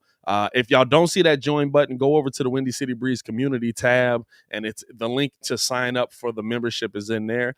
And if you do see the join button, man, just hit the join underneath, and you should be able to just sign up straight off of that, man. But I appreciate everybody for tuning in and rocking with your boy as always, man. We'll be back tomorrow morning breaking down what's going on tonight. Oh, we got more Bulls, man. We'll be live tonight as well. We got more Bulls. We got a Bulls live call. Bulls versus Atlanta. Atlanta going through some COVID protocols. I was actually supposed to be going to this game or the next game. No, this game. I was supposed to be going to this game, but COVID got a little reckless. I'm not gonna lie. Plus, we got to put some funding into the new studio. But Bulls versus Atlanta tonight, gonna be a fun night. And then we've got Bulls. We'll have Bulls post game show as well. We'll be posting clips and stuff throughout the day. So I appreciate you guys for tuning in and rocking with us on that, man. I'll see you guys later tonight, and we'll be breaking that down tomorrow morning. We're doing this every day, Monday through Friday, 6 to 9. I gotta stop saying every day. Monday through Friday, 6 to 9. Make sure you pull up with us, man. We appreciate all the love and support that you guys have shown. Hey, yo, P.kidd, feel better, brother, man. We hope to have you back here soon, man. Kid feeling a little under the weather, so y'all send some prayers his way, man. Send some tweets, send some love to my boy, man, or at least crack a good joke his way. You know what I'm saying? Hey, yo, world. I appreciate y'all for tuning in. It's your boy, Pat the Designer, back at it again to continue watching the Morning Breeze. Continue watching the Morning Breeze highlights, or just see some of the other episodes we've had, man. Just go ahead, go over to the Windy City Breeze page and click on the Morning Breeze playlist. Let that mug run through, and you can listen to all the stuff that we've been talking about, man. So y'all stay safe out there. As always, man. Peace.